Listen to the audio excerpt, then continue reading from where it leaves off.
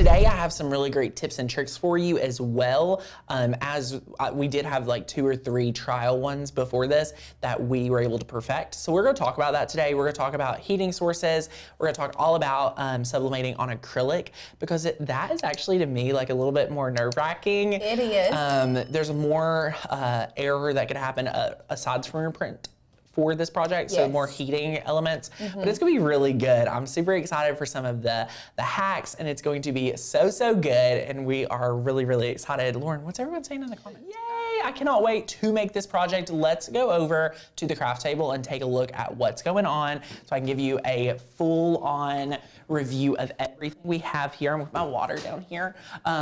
There's not too much here if you already have your sublimation supplies. I mean, it's really just getting the blanks. So this is your acrylic blank that you have here.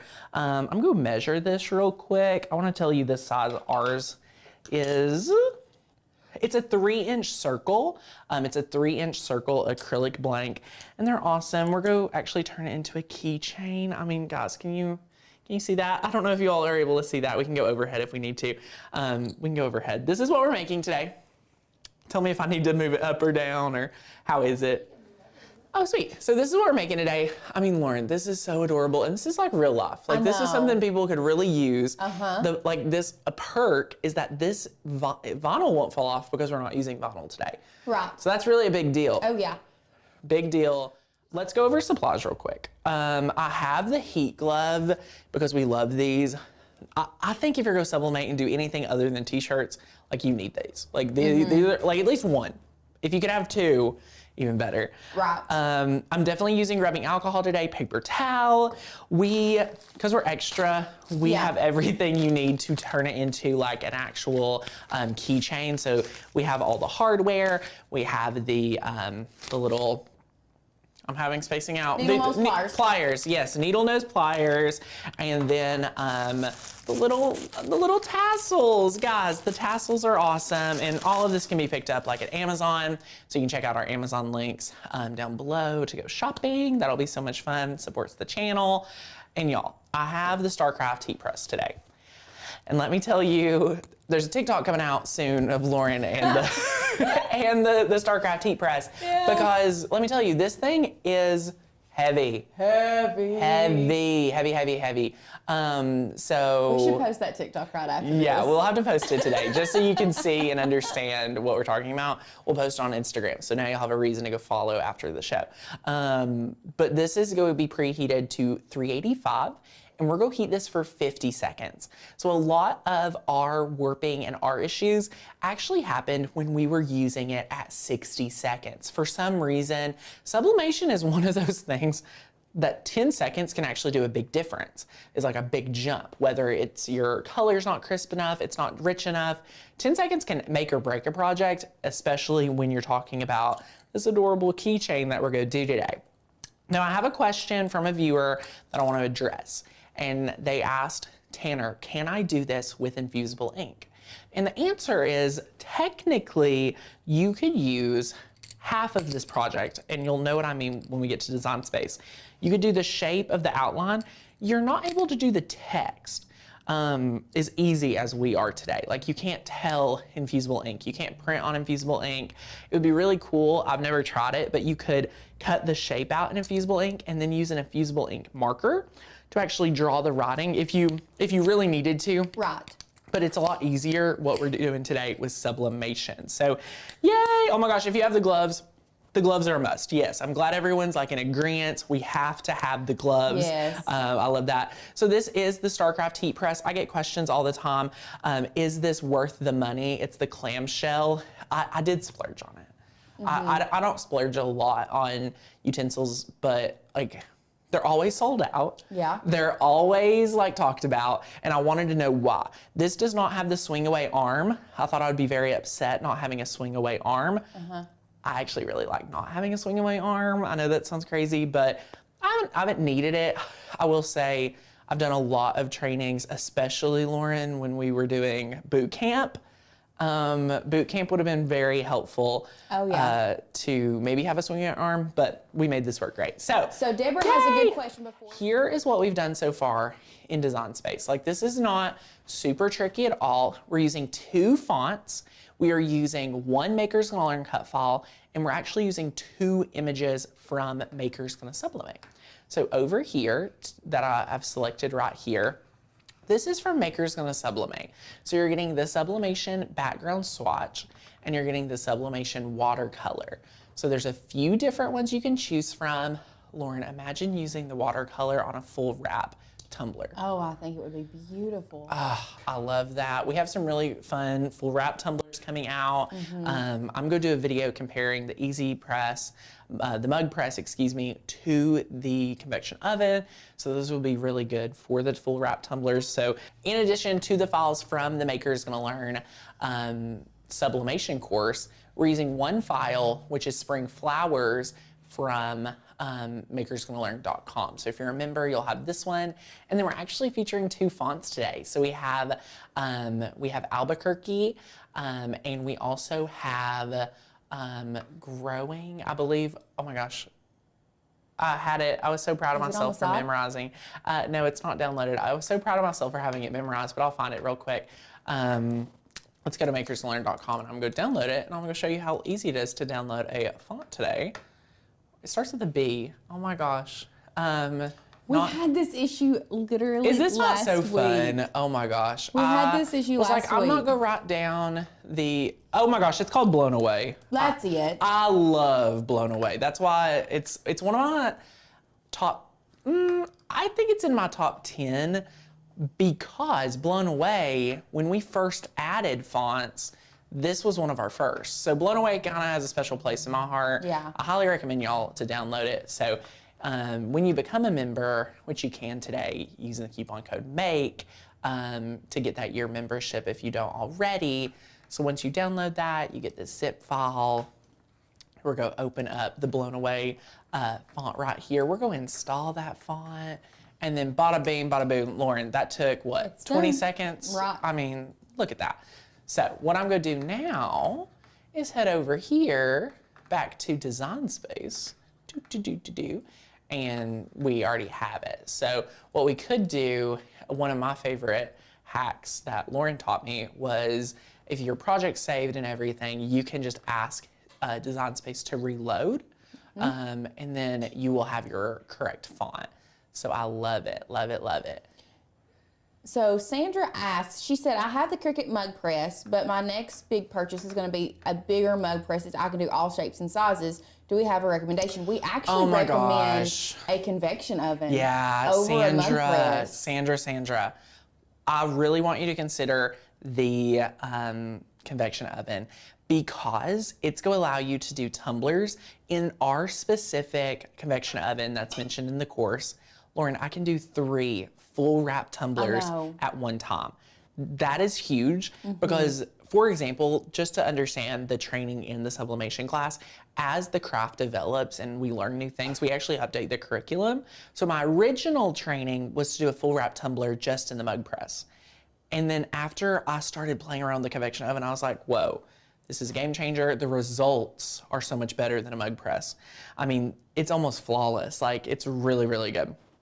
Especially, just to give you a recap, when you are doing a full wrap tumbler and you do it in the mug press, it's theoretically really hard to get like that lip, that professional lip to go underneath for it to transfer. The mug press doesn't do that. But when you're using the convection oven, you tape it really well. Some people saran wrap it, and I personally will just be real with you. I don't, and you'll see the results I get with my full wraps. I mean, they're flawless. But nonetheless, you are going to get something awesome. So yeah, that's what I recommend. Sandra, it's $80, so it's a really great deal in comparison to some other things on the market. So just be careful deciding so that you can save money, have something be effective. If you're making and selling projects, sublimation is for sure for you, and we love that. So anyway, let's head back over to Design Space. This is super awesome over here at Cricut Design Space. You can see I have the water color. And then right here, we're gonna take our background. And I'm just gonna place it. You can pick like what area you want to do it on. I'm just gonna place it right here. And then we're gonna select 2 layers, these 2, and we're gonna press slice. So the cool thing about this is those shapes, you have access to those shapes with Maker's Gonna Sublimate. Yes. And you can make those shapes literally any color you want with the backgrounds. Yep. And that we have just by using that slice tool. I love the slice tool. I know. It's so good. And then now that we have that, we're gonna come over here and I'm just gonna pick 1 flower. So you can pick really whichever one you would like. You don't have to be particular today. For this one, I'm gonna pick right here. I'm just gonna zoom in, bring these over. And look at, guys, our new keyboard makes me feel like we really are going places. I know. Like, if y'all did not know, like, it's a game changer. Now, guys, if you're ever wondering, like, why is this not where I want it to be? All you need to do is select the layer and then go to arrange, and then you can click send to front. So I'm just gonna leave my cursor there for a second so you can see where arrange is. You can see my little cursor.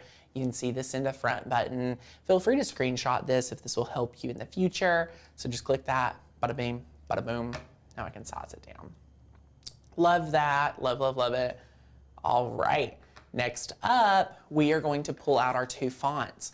So again, we're using Albuquerque for the always. So you can just search Al and you can find Albuquerque. So Heather says, is the mug press course in Sublimation? So everything in the Sublimation course is going to be always available to you. Yes. If you don't have space for the oven is, when we say oven, it's not, it's literally like a tabletop. Like it would fit on this little table. Yes, yes, yes, yes. It's, I mean, it's small. It's about, I don't want to give you exact dimensions. But it's not like a big oven, but we understand if you don't have space. But everything in the Sublimation course will be available to you always. Yes, yes, yes, yes. All right, so do you see how I just grabbed another text box? Guys, let's just have a quick overview of working with fonts. Let's do a little design. It is very intentional, my friend, that we have merged together a script font with what we call a basic font. So for Albuquerque, you could use the Albuquerque font. I love this one. If you're looking for one I love a lot as well, you could also use Barefoot Joanna. I feel like you all could guess that one. I love it. And yeah, you can always, you know, merge it together with the Addie Kate font or the Blown Away font or any of our script fonts. Like this looks really great together and it's kind of awesome to have in your back pocket, honestly. So that's all you have to do to design it. What we did over here on the left was we took a 3-inch circle to represent our acrylic blank, and then we sized it down. So, but before we sized it down, we have one more tip. So if you notice, I have multiple layers. I mean, look at all these layers I have. I have 2 text boxes, I have the spring flower, and I have the slice result.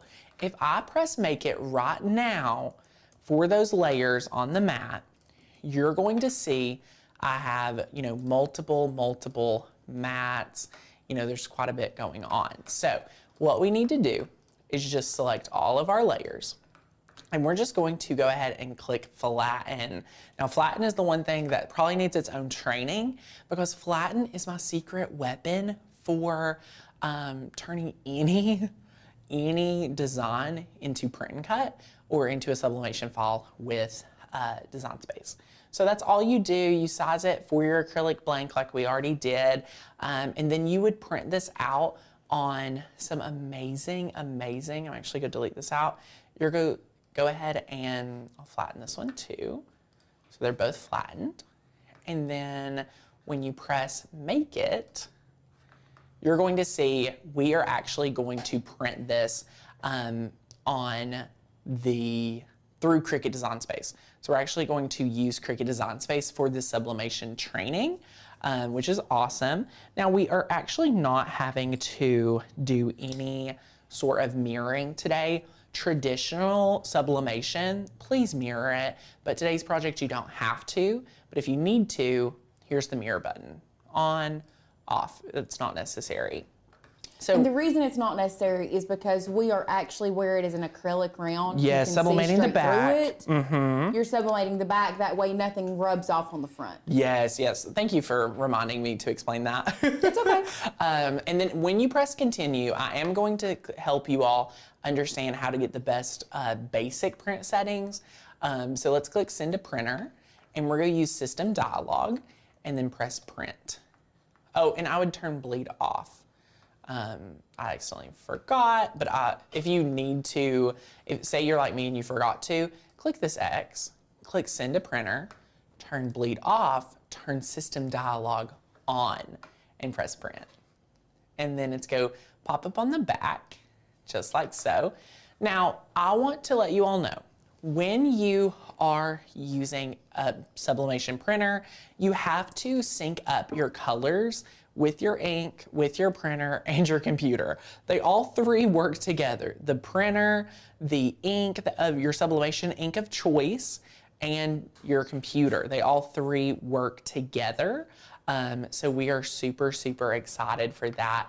You can go over here and go from normal to best quality. I highly recommend that. And we're using A-Sub sublimation paper today. So A-Sub sublimation paper, we use our Epson, and that's awesome. So any of that is really, really good. You can have more, you know, kind of layouts. You could go over here to print settings. I like to tell it that we're actually using matte paper because it'll know that we need to go ahead and give a little bit more ink than if it was glossy, so it seeps in, which is great for sublimation. If you didn't mirror it, you could actually mirror it here, but we're not needing that today. And then you print it out. So pretend you printed it out and you have it. Let's go overhead to our design. So this right here is printed on A-Sub paper today, and it is awesome. So we love, love, love that. I'm gonna grab my pair of scissors, and then look, we're just gonna cut this out. So we're actually just going to cut this out today, just like so. Lauren, how is everyone doing? They're doing great. They are doing great. Heather, the one that we were talking about, the oven. Hey, Heather. The reason she does it is because she lives in a tiny house in Hawaii. She's living my dream. Well, Heather, honey. Yeah, we understand. I hope you go to the beach. Maybe, I mean, I'm honored that she's watching. I hope you're at your tiny home. We want to live vicariously through you. Yes, yes. Will you start making TikToks? Just make TikToks. Yeah, just make TikToks about it. So we can see where, see yes, the beach. Yes. So notice this is very matte paper. And notice, I just want to give you, let me give the background here too. If you notice, this is a little bit, the finished is a little bit more vibrant than our printout. That is normal for sublimation, okay? That is very normal. So what we're gonna do now, we have heat resistant tape on the table, and we're actually going to tape our design to the back of one of our acrylic blanks. So I'm just gonna remove this right here, and before we tape it, we're actually going to clean it with rubbing alcohol. Love cleaning any acrylic, glass, anything like that. It's actually, with rubbing alcohol. When you're doing sublimation, one of the things that I have discovered, whether it be an acrylic, you would clean it with rubbing alcohol, but if you are doing any type of shirt or like a lint roll it. You gotta lint roll it. It is imperative that you clean or lint roll, because any little fiber will seep into what you are Yes, and you know, if you don't have, you know, if it's dusty or, you know, linty or anything like that, you're just not going to get a great look for those t-shirts. So you just want to be careful about that. So now that we have that, we are actually going to now take our design, and this is technically the back, but notice how we're just going to lay it here, and then we can kind of place it perfectly, like wherever we want it. So right here looks good to me. And remember, now I can touch it because I'm touching the front, and then I'm going to start taping it just like so. So I want to make sure I really secure it on here because we're placing this inside our big ol' StarCraft clamshell, which if you're just tuning in, I love the thing. Like, I absolutely love our clamshell. So Mommy Care said, can you sublimate on any acrylic keychain or any acrylic blank? I believe, so acrylic you can actually sublimate on, and it's really, really awesome. So if it's flat, I would definitely, you know, make sure, depending on, you say any, so that starts to scare me, like if there's any is like, I don't want to say yes you can on any. Yeah, that would be like saying you can sublimate on any piece of wood. Like, I wouldn't sublimate on any piece of wood. I mean, I wouldn't sublimate on treated wood. Yeah, exactly. Like, you have to be careful with all of it. So yeah, but you can sublimate on acrylic in general. So that's awesome. Okay, so I just added some tape. I'm gonna add one more piece for safety. Did I overdo it? Probably. It's okay. But okay, so what we're gonna do now, you might ask a question, Tanner, do I sublimate acrylic up? Do I sublimate acrylic down? Wherever your sublimation paper is, the sandwich should be, actually, speaking of sandwich, I'm gonna rip this in half. Okay, we're gonna have, the sandwich will be inside your heat press, which will go to the heat press camera here in a minute. You will do butcher's paper down, your design with your sublimation paper facing up, and then another piece of butcher's paper. So Sadie, can we go over here to our clamshell camera? Thank you. So we've got our butcher's paper down here. We're preheated to 385, y'all, 385. And then what we have done is we have got the timer set for 50 seconds. Not 60 seconds. We had some issues when we went to 60 seconds. So what we're doing today is we're going to place our sublimation design. I'm actually, Lauren, going to intentionally place it more towards the front. And why I'm placing it more towards the front is because this is acrylic. I don't want it to warp too bad. I feel like if it's further back, it's gonna have even more pressure. I let the pressure gauge on mine kind of loosen up. Yeah. Mine's not gonna be, I almost thought about just holding it, like not even fully pressing it down. You could do whichever one. I would test it and be careful. So we're gonna place another piece of butcher's paper. If you don't have butcher's paper, y'all, you need the course, because if you don't know why you use butcher's paper, what it's for, just get the course. Like, you really need it. It's really important. So now we're gonna press this down, and that's a little scary. Like, hearing that click in is very, very scary. And so it's already counting down the 50 seconds. We did get a question. Can you sublimate with your press iron? I'm gonna say no, because I don't think the irons, like press irons that you use when you are pressing your clothes, they don't get hot enough anymore.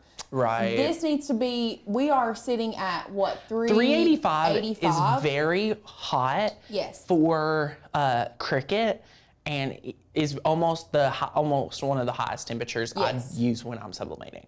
Like 400 is like the top. So 385 is very, very warm.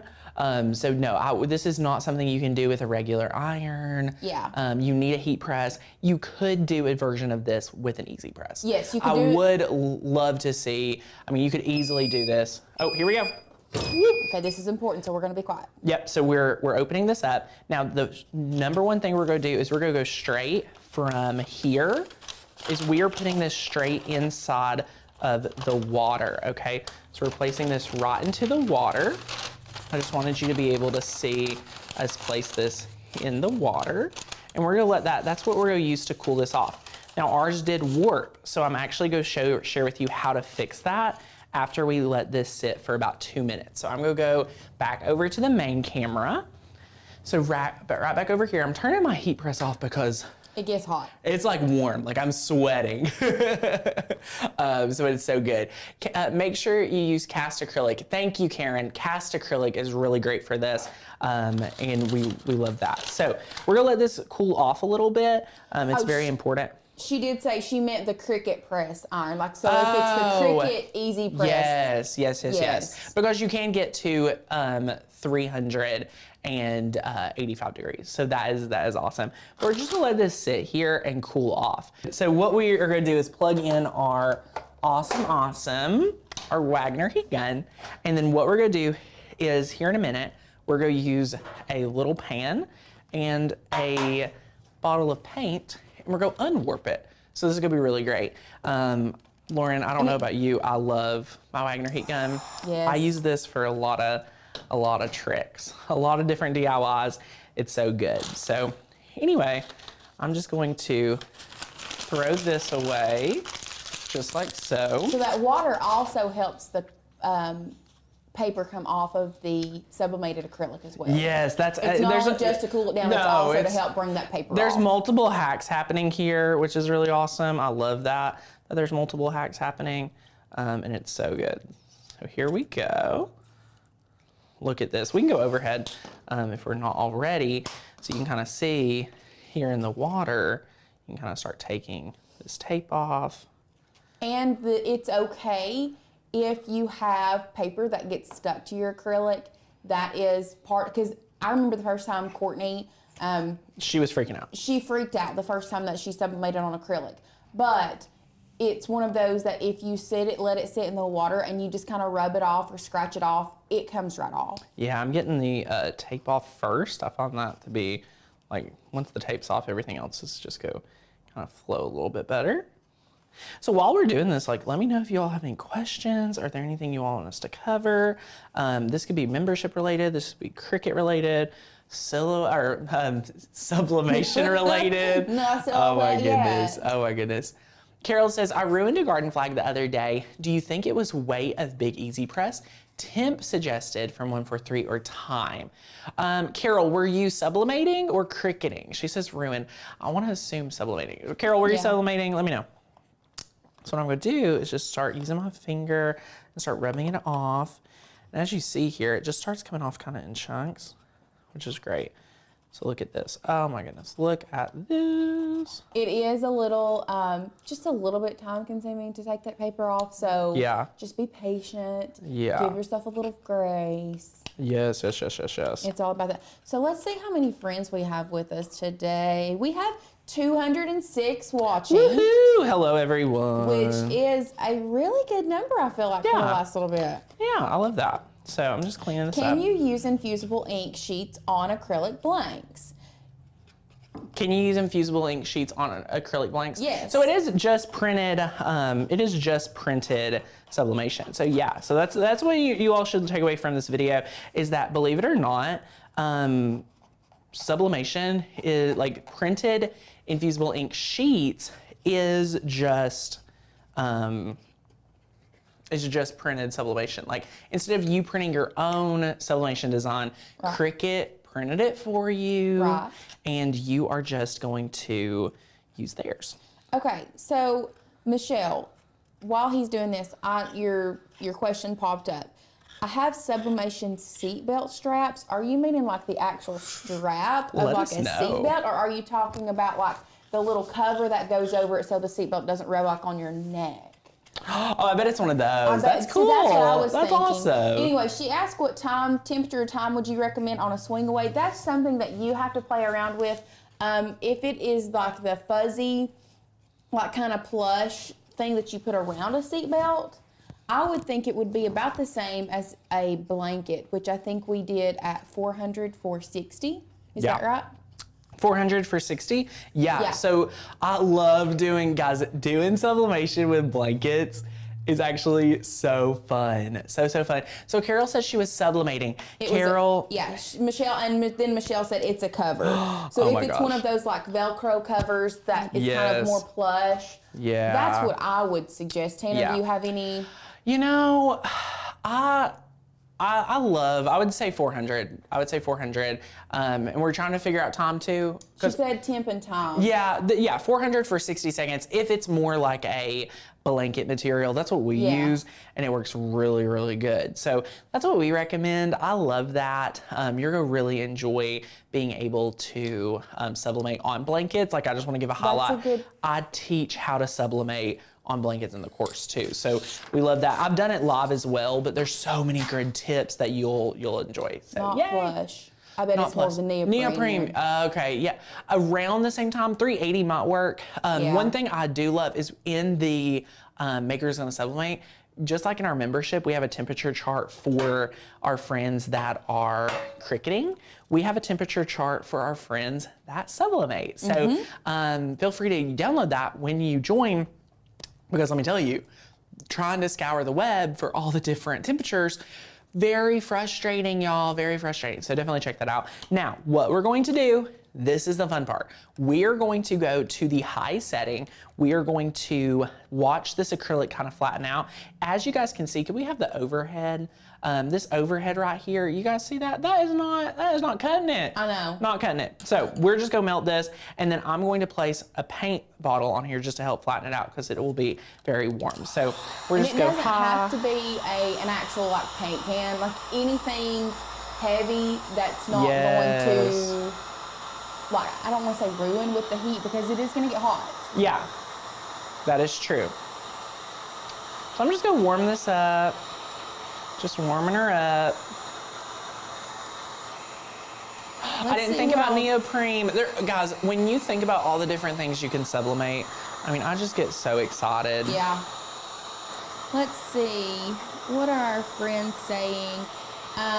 Would it be easier to clean the paper off with a pan scrubber? I thought about using a hand scrubber, but then I really like to keep my material simple, and using your fingers fine, so that's why I didn't.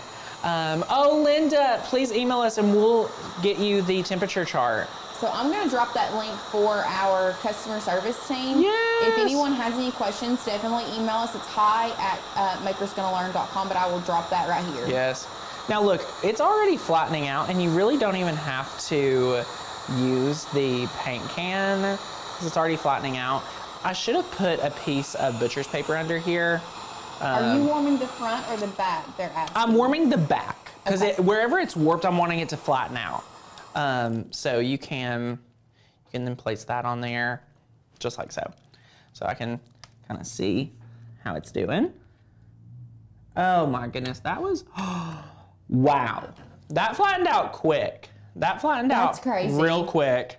Real quick. Oh, she's hot. Okay, we're gonna sit it over here. But as you guys can see now, I mean, this is, that was so fast. I love that. Okay, so after that's flattened out, you guys, that was impressive. Like, obviously not everyone's gonna have a heat gun, but what I'm gonna tell you is that if you don't have a heat gun and you're doing this project, Lauren, I don't know if we've tried multiple ways, but you're still running a risk of warping because you're having to get it so hot to sublimate, but then the acrylic wants to obviously warp a little. Yeah. Were we just talking about like flattening the acrylic? They were asking, can you flatten it as soon as you pull it out and then put it in water after it flattens?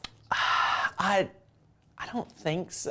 From us, I don't believe so, because it would be like extra hot. Or you can't, because we didn't test it that way. Yeah, this was the easiest way for us to get the result, but also we have the heat gun, so like that was helpful to have in our back pocket. So I'm not sure. I do have another one that we could just hypothetically test real quick. I would say let's do it. I mean, why not? That's what you all are here for. We're here to hang out. We have it, so we'll do it real quick. We also had a friend ask us. Hello. Let me find it. Because it was really good. It was why are we using the heat gun? Where did it go? Oh, the heat gun. Well, we were flattening it out. Right, there it is. Why the heat gun rather than boiling water? Oh, well, maybe you could use boiling water. Again, we have a craft room. So in our craft room, we don't just boil water a lot. But I mean, I guess it would work. If it gets up to that temperature for you to be able to pull it out and. Heck yeah. I love that. Okay, so we're just go do this real quick. I'm turning my clamshell back on. I'm gonna try to see if it remembers our settings. She said that she reflattens her acrylic plates with boiled water. Oh, look at you. I mean, I love it. I do too. I absolutely love it. I do too. So, okay, what we're gonna do is we have another one because we just magically have others, and we're going to. I'm gonna set this up to where we're gonna take it and like instantly flatten it. Yeah. Like no cold water, we're gonna try to flatten it right away because I think that's a great idea. So I'm gonna have my handy dandy Wilton pan here.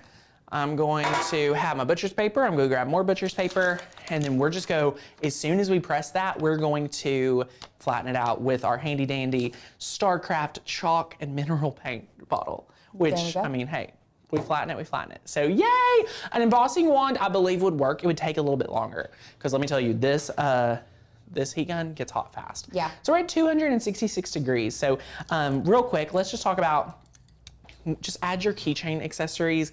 I would recommend having a pack of these on hand if you're a cricketer or crafter at all, because you're going to use this in many different crafts. Leather keychains, acrylic keychains. You can put vinyl on acrylic as well. So if you're watching today and you're like, I don't sublimate, what can I do? You can add vinyl to these. You can paint the backs if you want. If you don't want to do the watercolor design that we did, that's very trendy. Lauren, who hasn't seen the vinyl and the paint on the acrylic keychains, I mean, that's awesome. So yes, so good. And yeah, we're just getting preheated right now. Now I wish I didn't turn it off. I mean, well, it was getting very hot. Can you feel it over there? Can you feel it over there? Not necessarily can I feel it over here, but I also know that we don't have the air on in here. That is, all right, guys. So we've been able to take this. I taped it just very gently. We're really not even worried about the design at this point. We're mainly worried about getting this sublimate. So let's take this, place it down, and then place this right here. And then we're gonna do this real quick. And then boom.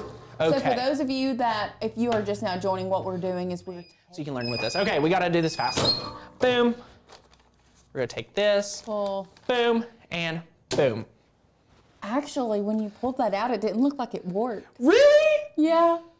I mean, from over here, it did not look like it warped at all. It looked like it was warped when I looked at it. Okay.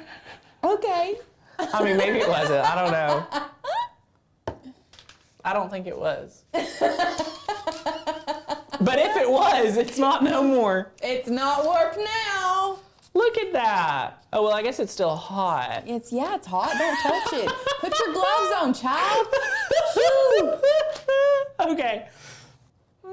Don't break it. It's okay. It's good. It's good. It's actually really good. It's actually a lot better than our other one. So like you can, here, we'll go overhead.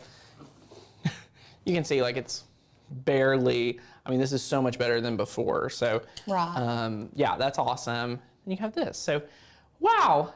I mean, look, so I think it works, but also I don't think it warped near as bad. We could say that. I probably would have personally would have left the paint can if it was more warped than that.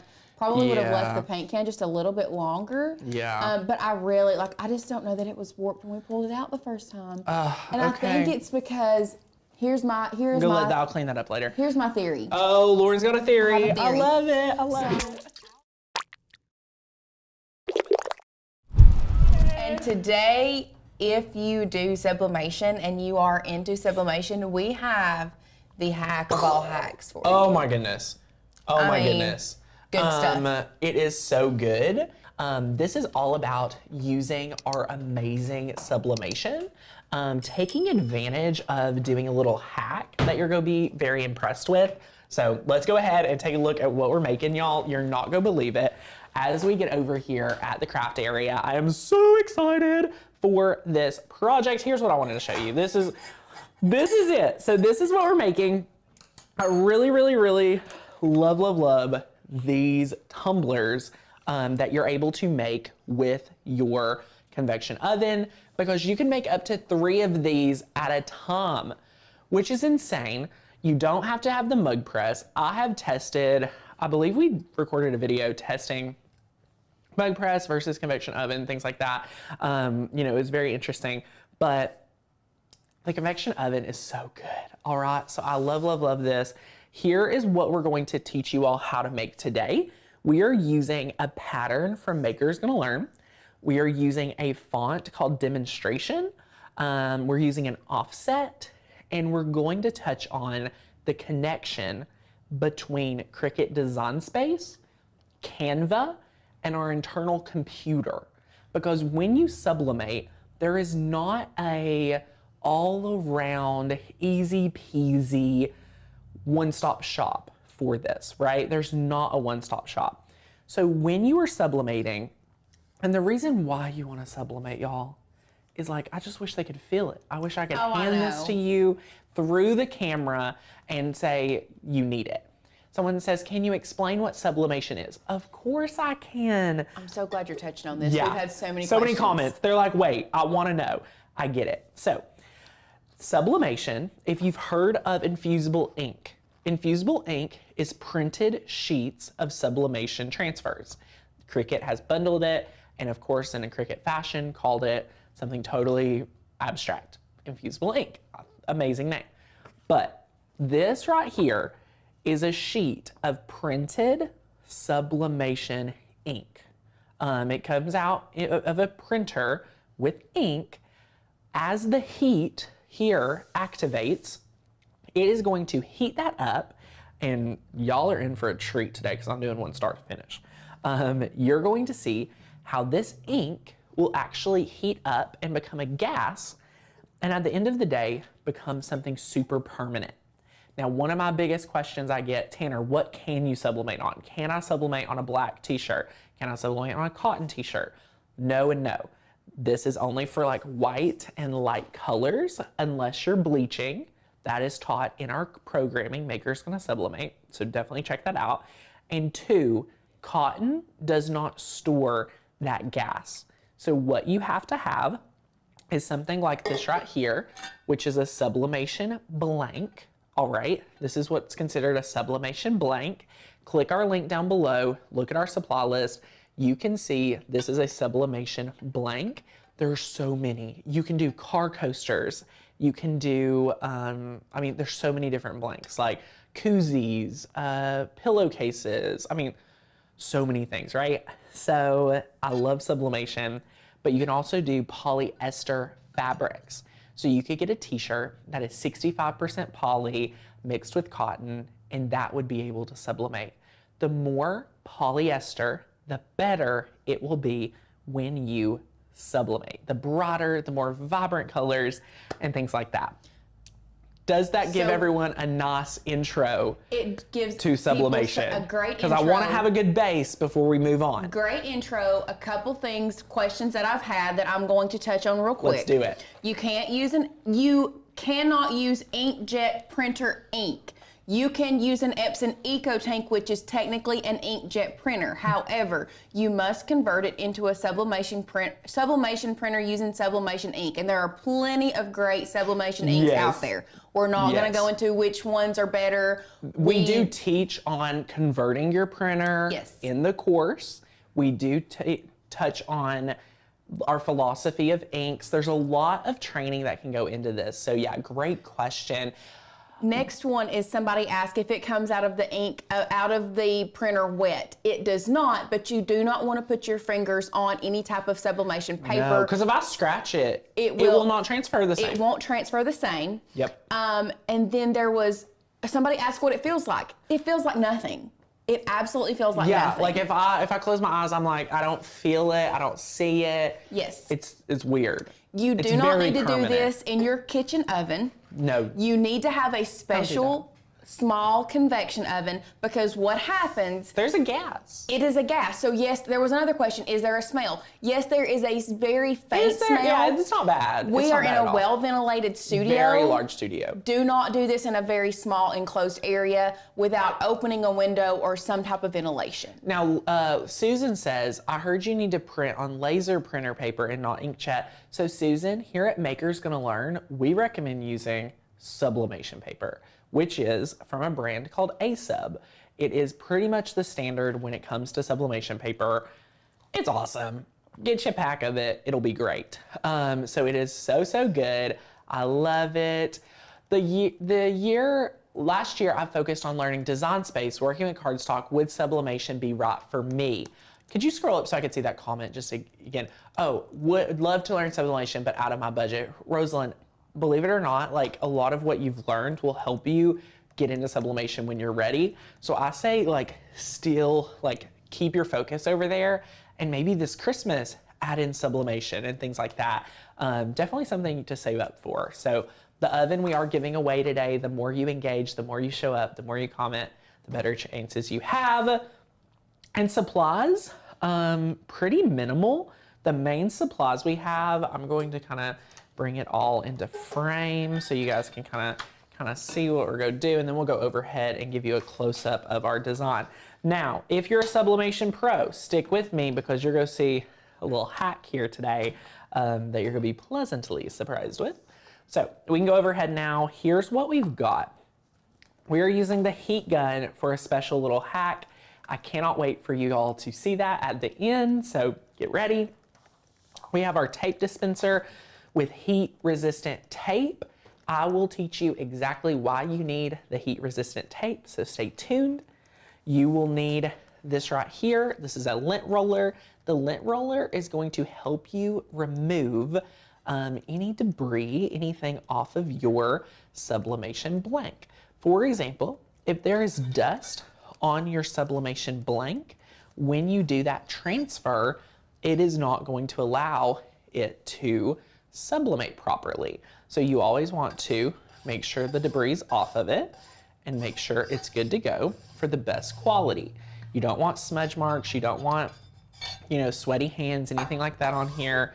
You want to be careful and take care of it. We are using a pair of scissors today. I touched on it just briefly. We are using A-sub paper and we have printed this beautiful design. It's always going to print a little bit fainter than what it will come out on the actual design. We're getting some comments asking about our design today, and this is actually a Maker's Gonna Learn cut file that I'll be sharing with you. So if you're a member, you will be able to make this project, okay? You will be able to make this project. Let me share with you all the finished one. Oh, Alicia worked so hard on this and her name's on it, so I love that. So you can see the, I want to call it Terrazzo. Terrazzo. So you can see this beautiful design. I mean, it's so good, it's so awesome. We're using a font. I have a few sticky notes to keep me on task today. So I'm just gonna move these sticky notes so I can like look at them better because I wanna make sure we do everything perfect. So our font today is Demonstrate. I love this font. When we do this font, we're gonna add an offset. Oh, shout out to Crystal Williams, 4-year member. You're amazing. Go Crystal, love all our members here. Kathy says, can you make this on an 8.5 by 11 piece of paper?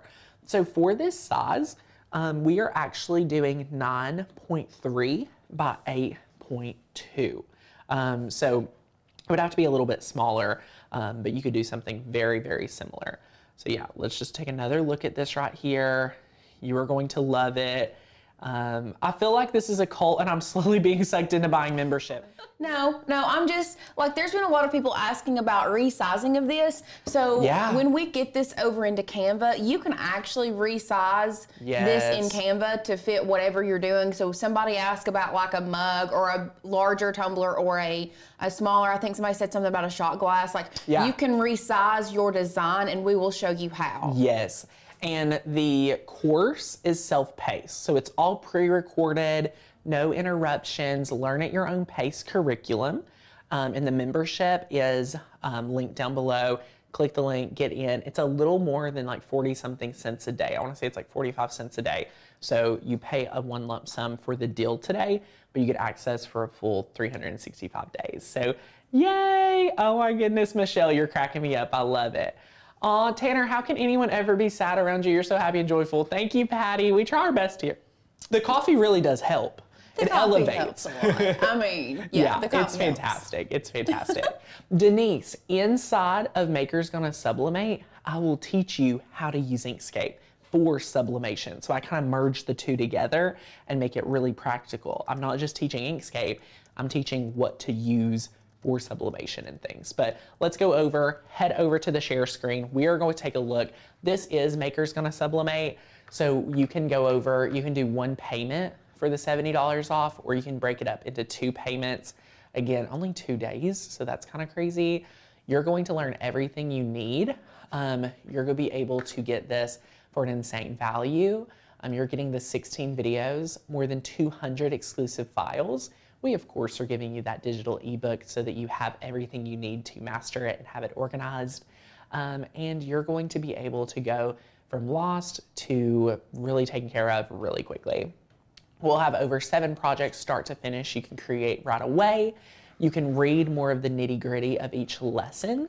This is incredible. I'm going to teach you how to sublimate on cotton, sublimate on wood, start to finish garden flag, making a tumbler, using photographs with sublimation, And now let me share with you some of the 200 plus files that you will die over. These are all Sublimation ready. These are designed specifically for Sublimation. We did a lot of research. Courtney's entire team worked very hard on this. You're getting some amazing images. You're getting amazing patterns to take advantage of, some exclusive member patterns that we haven't seen from the Makers Gonna Learn Vault is actually here today. And what I wanted to share with you was some of these right here. We have specific mug and tumbler images, and it is fantastic. So I love this. You have different ways to match patterns with scribbles and things like that. It's awesome. So Makers Gonna Sublimate is not included in your membership. This is such a large program. It's an independent course. There's no recurring fee. Once you pay your registration, you are in for a lifetime. You have lifetime access of the course. So that is awesome. Helena just purchased the course. Amazing, worth the price. I love it. Yes, these files are incredible. So you will love, love, love that. But let's go ahead and take a look at what you're going to need. So over our last release, we have released over 6, how do you pronounce it? The terrazzo patterns. So what we've done is you have different colors, you have a different variation, and it is super, super fun. So we love that. So we're using the pattern number 1, and you'll see that over here when we hop over to Cricut Design Space. If you already have the Sublimation course, you already have access to those files. So go download it, my friend. That is awesome. I am definitely in the wrong Cricut Design Space. This is a sneak peek. Whoops. Whoopsie doopsie. Sneaky piggy. Sneaky piggy. Sneaky peek. Sneaky peek. Okay, let me head over here. It's because when she was showing you something else. That's so funny. I love it, love it, love it, love it. Let me find my project. Oh, we got maintenance happening on the 18th. Everybody, buckle up. Buckle up. Let's click View All.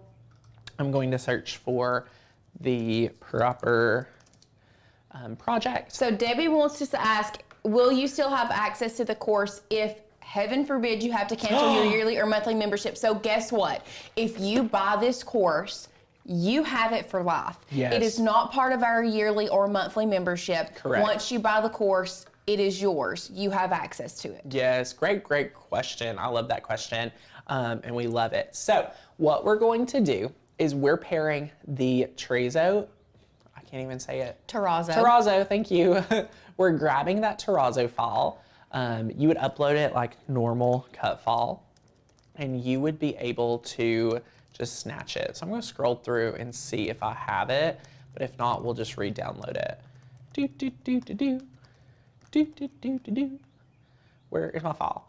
That is a version, that's a version. I don't know if that's the proper version of the one we're using, so I'm just gonna download it real quick and you'll see how easy it is.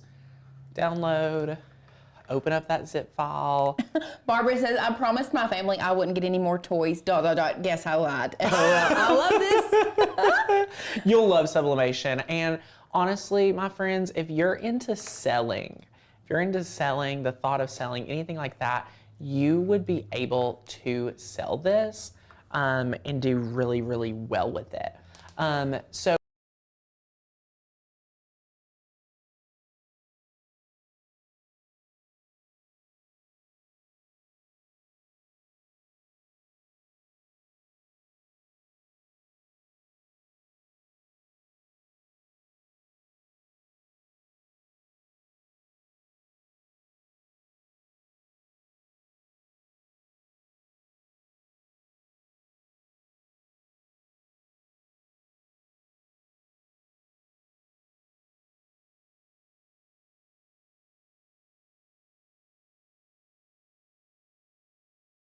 anyway, we have grabbed this file. There's 2 accidentally. So here's what the file looks like when you upload it. And we're just going to go ahead and size this width to 6.75. Now what I like to, oh, I typed in 7.75. 6.75, beautiful. And when you have this sized right here, here is what we're going to do, all right? We are going to now, after sizing it to there, we are going to grab a new text box and we're going to system and we'll see if we have our demonstrate font, which is right here. And look at this font. I mean, I can just put text on here, like it looks so good. So this is a Maker's Gonna Learn font. And we are just going to type out Alicia. Alicia, beautiful. We're gonna scale this down. And what we're going to do now is we are actually going to go ahead and press offset. We're offsetting this at 0.15. Beautiful. Look at that with rounded edges. We are going to press apply. And now while we're selecting both of these layers, we're just going to go ahead and rotate. Do you see how I'm able to rotate this and it like kind of clicks? It clicks into place. How we're doing this is I'm pressing shift. As long as you're pressing shift, you will see the results of that. All right. So before we move on, I am actually going to grab the colors of our design. Like we're using kind of some complementary colors. So I'm going to select our background, our offset, and I'm going to select the color here. And I'm going to just grab a color from the back. So we could see how that blue looks. That looks cool. And then we're going to grab our text and we're going to go under material color and grab this beautiful lighter color. All right, look at this. Is this not coming together great? I love it. So now that you have this, let's scale it down. Let's bring it over here. And I'm just going to go ahead and select you know what? I'm going to select these text boxes. I'm just going to group them real quick. And then I'm going to select 2 of these layers and I'm going to click align and we're going to center. So it just centers that right here. It is so, so good. It is awesome. Now, Lauren, that was pretty easy. Yeah. We sized it. I didn't tell everyone why. We sized this at 6.75 because that fits within the print and cut parameters. Yes. So using Cricut Design Space, they kind of limit you, unfortunately. The design abilities are amazing, but how many of us sometimes are not able to, you know, take full advantage for sublimation? So you have to incorporate other tools and other workarounds.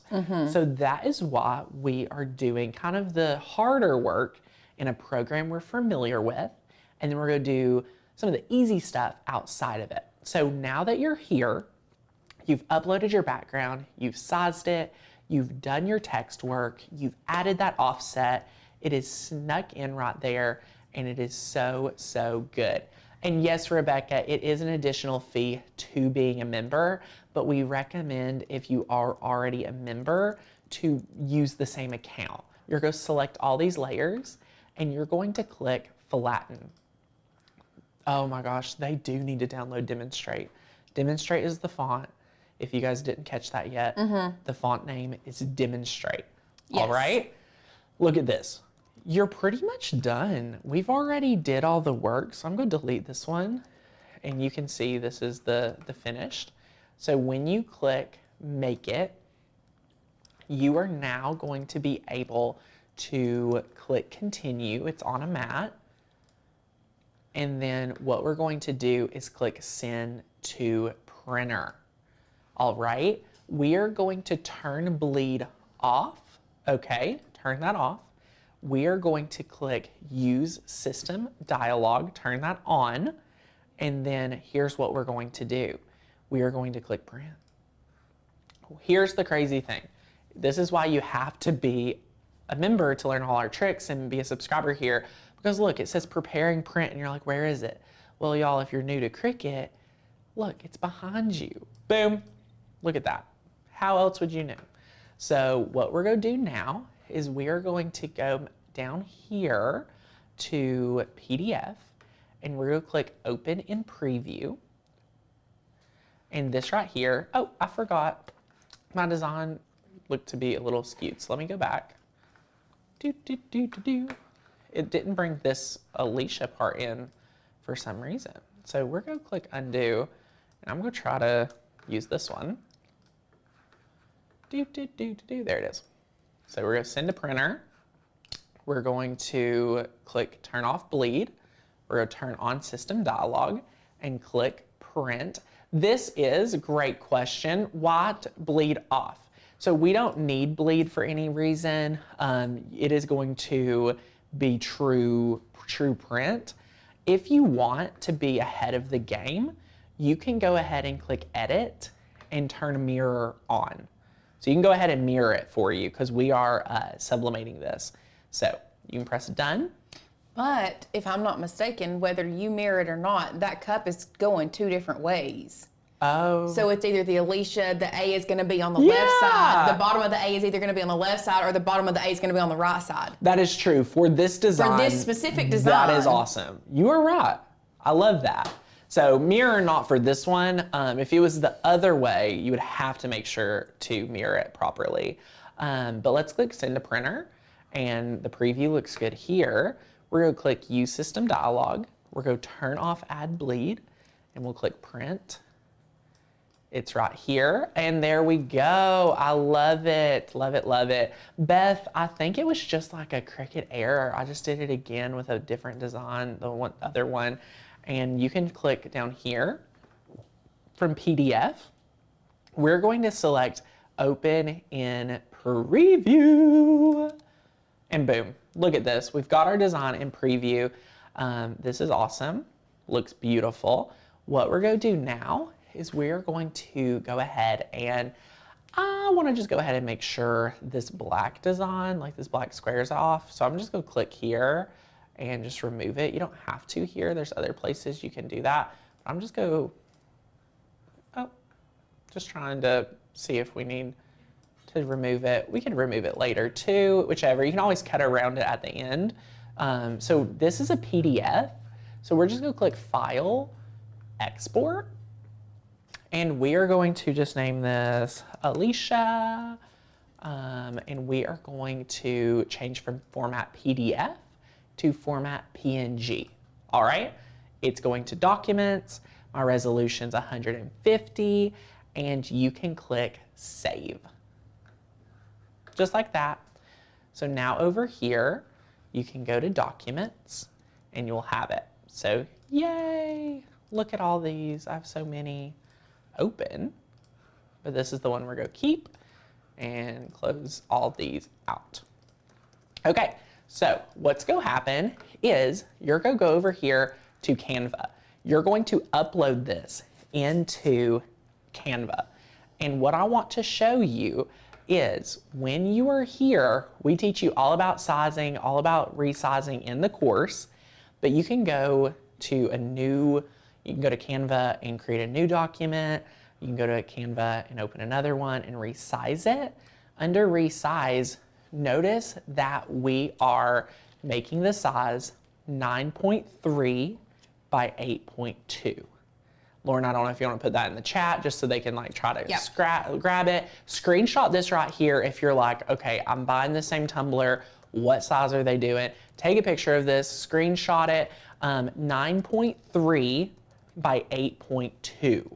All right, 9.3 by 8.2. I love the demonstrate font. It's awesome. All you do is you want to make sure that you are able to upload the image and make sure that black square isn't there. So size that there, and then you would upload your file. And if you click on it, you can see in the background, we have the full design with the squares. We just sized it. So if you've not worked in here a lot, you can watch our training in the course. We'll help you walk you through that really easily. And then what I did was I added a page by clicking this add page button where it says add page. It'll be the same size. And you can see here when you go to uploads, you can upload just your file. I can upload just my file and size it, because for the hack we're doing today, you need both. You need some of these images here, plain, and you need your file. So just for visualization purpose, let me also share with you how we took our amazing, amazing file that we just grabbed. So I'm going to upload it. So it's very similar to Cricut. Right. So real quick, we've had a couple people ask questions. Yes. Canva is completely separate from Design Space. Currently, we have Pro, but for this specific thing, because you are just uploading, I think did you save it as a PNG, correct? I did. The PNG is awesome. You're just uploading it as a PNG. I think one of the big differences between Canva and Canva Pro, I think with Pro you get a little bit more like shapes and pictures and stuff to work with, and then you also get that background removal tool with Canva Pro. But with this one, you do not have to have a background removal tool. Right. So you could do this. I'm assuming that this can be done in just a free Canva program. Yes. We're not doing anything super, hard or anything like that. So you just size this appropriately. Mine is like being a little funky. I'm trying to make sure I am able to do it. I'm just making sure Alicia doesn't move and then trying to scale it up to get that background off. So you can do this and just play around with it, but you guys kind of see what we would do here. I think my size was not proper because this one, remember when I was exporting that properly sized one? I think what she did is instead of just pulling in one with her name on it, she saved it as one without the name and pulled it in as a separate sheet. Oh, okay. That's what she did. Love it. Well, either one, it is so good. So you can save it, whichever way. The secret here is just making sure, I'm going to pull this resize up again, 9.3 by 8.2. All right. So good. And then you would print this out. So it's really that simple. It is so simple. Because this is allowing us to go larger. This is going larger than what we're able to do in Cricut. So you kind of have to have this little workaround to be able to do this. So Canva is just a website. You could also do this, Lauren, in like Inkscape, like we talked about. You're pretty much the same techniques and everything like that. You could, yeah, but I just, Canva is just so much easier to work in. Yeah, and you don't have to have the Canva Pro. It's very interesting. So what you would do, y'all, at this step is just export it. So you can click share, and then you can click download, and you can save the PNG. You can save all 3 pages. You can save 1. We're just going to turn off page 3 and click download. It's downloading this right here. I use Inkscape. Inkscape is free and it's awesome. We do see a glitch here and there, but for the freeness, like, it's awesome. Oh, absolutely. And this is where, so the reason behind him printing an extra sheet. Oh, it's for a hack. The extra sheet of the pebbles is for a hack that you all definitely do not want to miss. A lot of people, when they are doing the full wrap tumblers, and these 20-ounce skinny tumblers that we do, the reason that a lot of people do the 20-ounce skinny tumblers is because you can use an 8.5 by 11 sheet of paper. Yes, we love it. And we love that, love it for that. And you're gonna see that done today. Yes, we're doing that today. We are using 8.5 by 11 sublimation paper. Yep. But a lot of people say, sublimation is amazing, but it can be tricky to get that seamless when you wrap those tumblers. Yeah. If you are doing a full wrap design, it can be tricky. It's hard. But so we are bringing you. We have a hack. You're going to be impressed. Sublimation. I think you're going to be impressed for the sublimation hack. So real quick, let's make sure we're still over in Canva, over on the share screen. I want to make sure you guys see this right here. You're just going to open these files and you're just going to print these out. You know what I mean? This needs to be, if you want mirrored, this one, we don't have to mirror, as Lauren was sharing, so smart. We don't have to, but I want you all to start taking a look at these edges that look cut off. So you're going to see here in our hack that we're going to show you something really cool. And then we're going to print out a full sheet here, okay? So print this out. why you need the course. I had a friend ask, Tanner, can you go over the course again? Yes, I'll go over it real quick here, but I'm going to say, I cannot give you all the tips, all the tricks, all the setting details that you need for this project in today's video. We would probably be here an extra hour trying to make sure you knew everything, okay? So you need to get the course if you do not have any clue on what your print settings should be, color settings, things like that. We teach that in the program. So this is what we've got. You're gonna print these out. And if you notice over here, Lauren, start looking at what we've done on this side. It looks like we are going like above and beyond, if we're being honest. So is he overhead? Yeah. So what you're seeing now, it looks very jacked up. We've cut any edge, so any design here that has the straight edge is I'm going to cut out this side too. So I'm just going to grab my scissors, being mindful to not scratch the paper. Yes. Lauren, my hands are not sweaty right now. Praise God. Praise. So this is good. But like this little image, there's a straight line here. So I'm just going to cut this off. And you might be saying, Tanner, this is going to look even worse. No. You got to stick with this because we have a hack. We have a heat gun out for a reason. Yes. And the reason that so the terrazzo pattern is one of our favorites. We love it. We've been so excited about this project altogether since the start of this boot camp, like months ago. Yeah. So, and we have Sin to thank for that, bringing us the idea of the terrazzo pattern. So when you do the wrap, those, I guess, pebbles, as you can call them, they don't line up perfectly. No, they don't. There's some of them that are cut off. So, and we're not saying that this design can be done on every design. Correct. But this is a very good workaround in case you want to do like a small area. I mean, there's a lot of different hacks it works well for what we're doing today. Yes, and I think it will work well for other things too. I think so too. You can just think of it and you're going to see everything come together really well. I'm really excited for you guys to see it.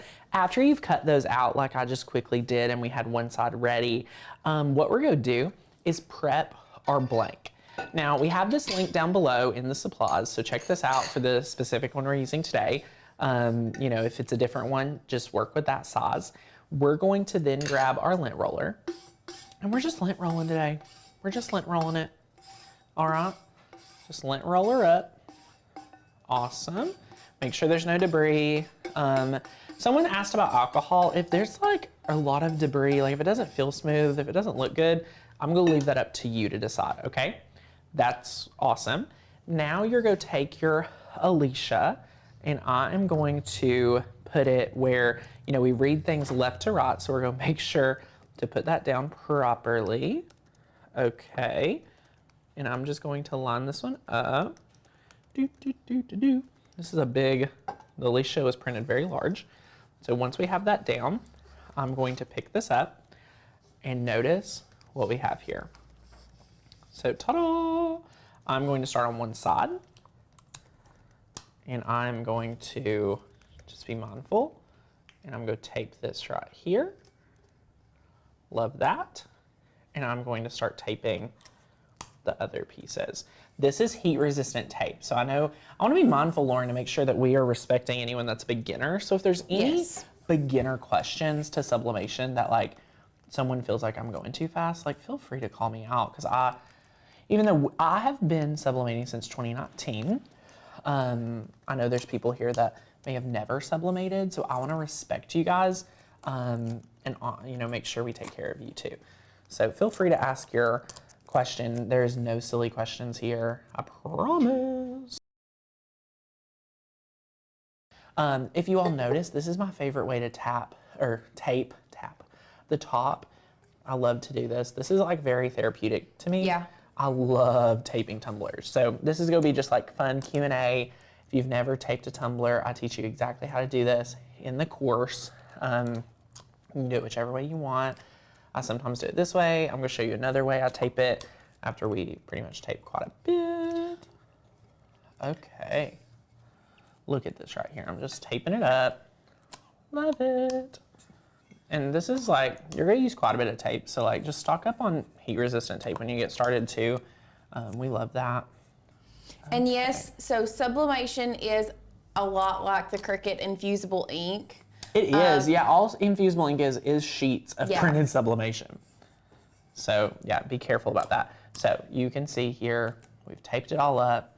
I like to just kind of rub the edges. I just want to really make sure the edges are good. We also have pre-taped this one, so you can see we sometimes especially on a live show, our team tries to make sure it's perfect. We want to go above and beyond. So we have this one prepped today, and it's awesome. So what we're doing, we are going to preheat our beautiful convectioner oven for 375. And we're going to hit this for, I say hit it because it's not a heat press though. Right. We're going to heat this for 4 minutes. We're rotating at the 2-minute mark. So come over here to our convection oven. Okay, let me make sure this is plugged in. It is. So we're going to set this for 375. I'm trying to look at this upside down. There it is. We're going to temperature. We're going to 375. Beautiful. I'm gonna go ahead and set the timer for four minutes. We'll rotate it at 2. And then here's the thing, after you've put your time, your temperature and your time, you're like, okay, why isn't it heating up? You have to press this play button. So just like the Cricut, it's very simple. It has a play button and it's things like that. Lizzie says, are you leaving extra paper at the top of the cup so it can be taped down? Yeah, so Lizzie, you can see with both of ours, we can go overhead while that's preheating. I love to have the tape at the top, the paper at the top to kind of rotate and tape down, because that's gonna give it a really good grip. You can feel this, you can tell it's gripped down really well. Some people do shrink wrap, and it's things like that. But here's my heat resistant glove. This is gonna allow me at that 2-minute mark we talked about. I'm gonna reach my hand in here. We're gonna rotate it around, and we're gonna give it 2 more minutes once it's preheated at 375, but it's not there yet. So this is still a crafty time. It's ready. So we're gonna go to the oven. I'm gonna walk around. I'm going to walk on around, and I only have 1 glove on, but I have 2. So I'm gonna open this door. Boom. Woo. I can see the heat coming out of that thing. Yeah, it's crazy. So we're just placing this in here. And then after the 2 minutes, we're gonna do a 90, we're just gonna rotate it 90 degrees. Yes. And then look at that. So it's timing down. We're gonna do that for 2 minutes. I'm gonna monitor, and it's gonna be beautiful. Oh my goodness, we're down to a minute. We have to. Y'all, my team is gonna kill me. So someone asked, is an oven better than attachments or a heat press? So when you're doing tumblers, mugs, there is the mug press with Cricut. However, my only concern is, if you are into sublimation, then why would you limit yourself to a mug press? Yeah. Because we have done tumblers in a mug press. You have to do the bottom part, then you have to turn them over, then you have to do it twice on the same side because you have to do the rotate. So you have to rotate. It takes 12 minutes. Just to give you all a good comparison, I can do 3 tumblers in 4 minutes in my convectioner oven. In my mug press, it takes 12 minutes to do 1. Yeah.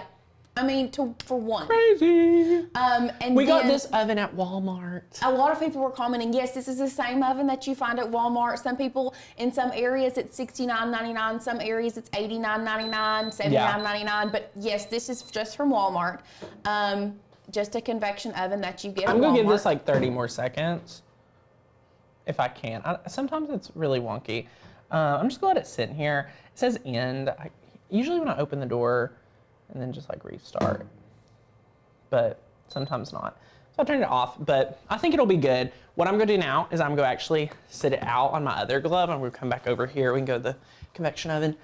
Oh, you can see it. Oh my gosh, Lauren, I don't know why I get so nervous doing it. I mean, we do so many of these, but I get nervous doing them on live. So you can kind of see the design kind of poking through the paper. You can see the tape, this is very hot. I can feel the heat through the glove a little bit. But it was taped really well, so I'm gonna sit this on the glove. And that's actually when that ink starts coming through the paper, is when you can tell that the sublimation has worked. Yeah. And we're going to show you that our little hack. Yes. So you can kind of see, I don't know if you can really see the difference. I mean, it's kind of through it, but it's not all the way through it. Anyway, it's gonna take it a minute to cool, Lauren. Yeah. It's gonna take it a hot minute to cool. It will. So yay. And that's something else that we had a friend say, you can buy 2 ovens for less than the cost of 1 mug press. That is crazy. So that's why I guess I'm more on the oven side of things, because you can still do mugs in the oven. That's true. That's true. It's a cost. It's very cost effective. I love the mug press. The mug press is so easy for mugs. Yeah. Yeah, I love, I mean, everything's awesome. It's hard. It's hard to decide what to have, what not to have. Yeah, the shrink tape, it didn't take too long at all. You can use this on a mug, but I love the mug press for the mug. I don't know, it's hard. It's hard to determine, but you can make it. You can make this work.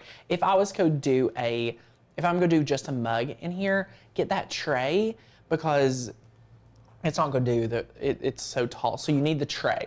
If you have the tray for the mug, you'll be fine. You'll be good. Go back if you just tuned in with us, you've gotta see it. And yes, we have the link for this specific tumbler we're using in the description box down below. Rachel said, I just bought a mug press. Rachel. Should I return it and get a convection oven? I mean, it really depends. That's up to you. Up to you, my friend. It depends on what you're doing. Are you doing sublimation? Yes. Are you planning on doing tumblers? Or do you just want to do coffee cups? Like I really think that is a personal preference. We did use 8.5 by 11 sublimation paper. I said, I was talking towards the Cricut elements. Oh my gosh. I get so antsy, I can't, and then start ripping. I'm like, did it turn out okay? But yes, we did an 8.5 by 11 piece, and sorry, I'm so happy. I get so nervous. Y'all. With the pressure of boot camp, like. CJ, no, you cannot cook in that oven after sublimating. We have a specific sublimation oven for that. Oh my gosh. All right, who is here for the hack? Who is here for the hack? First of all, who wants beautiful? Who wants to be able to sublimate like this? This is beautiful.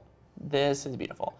Now, how are we gonna make this seamless? Look at this. We have a very, simplified edge. I was told to do something while it cooled and I didn't do it, so we're gonna do it now, which is cutting out our own little we did tell you pieces. Yeah, I was told to do that. So what he's doing now, if you all saw those extra white pieces on that cup, that is because we cut all those half pebbles out of the terrazzo pattern. So this is the hack to make it look seamless. What he's doing now is he is cutting the full pebbles out, and you can choose which pebbles you want to place in the different like white areas. And this, y'all, this is what my mind did. This is what my mind did. This is mind-blowing. This is mind-blowing to me. Okay. I also love, who doesn't love hearing Lauren's explanations to things while I'm actually doing the craft? Because this was like, listening to you explain it, I was like, wow, like I am doing that. You are doing that. I was like, that is what I'm doing.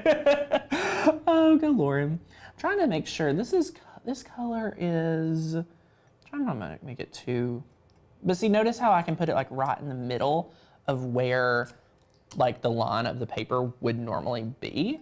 So then you can just pull it. You can do as many or as little as you want. You could start with a few and just continue to add in.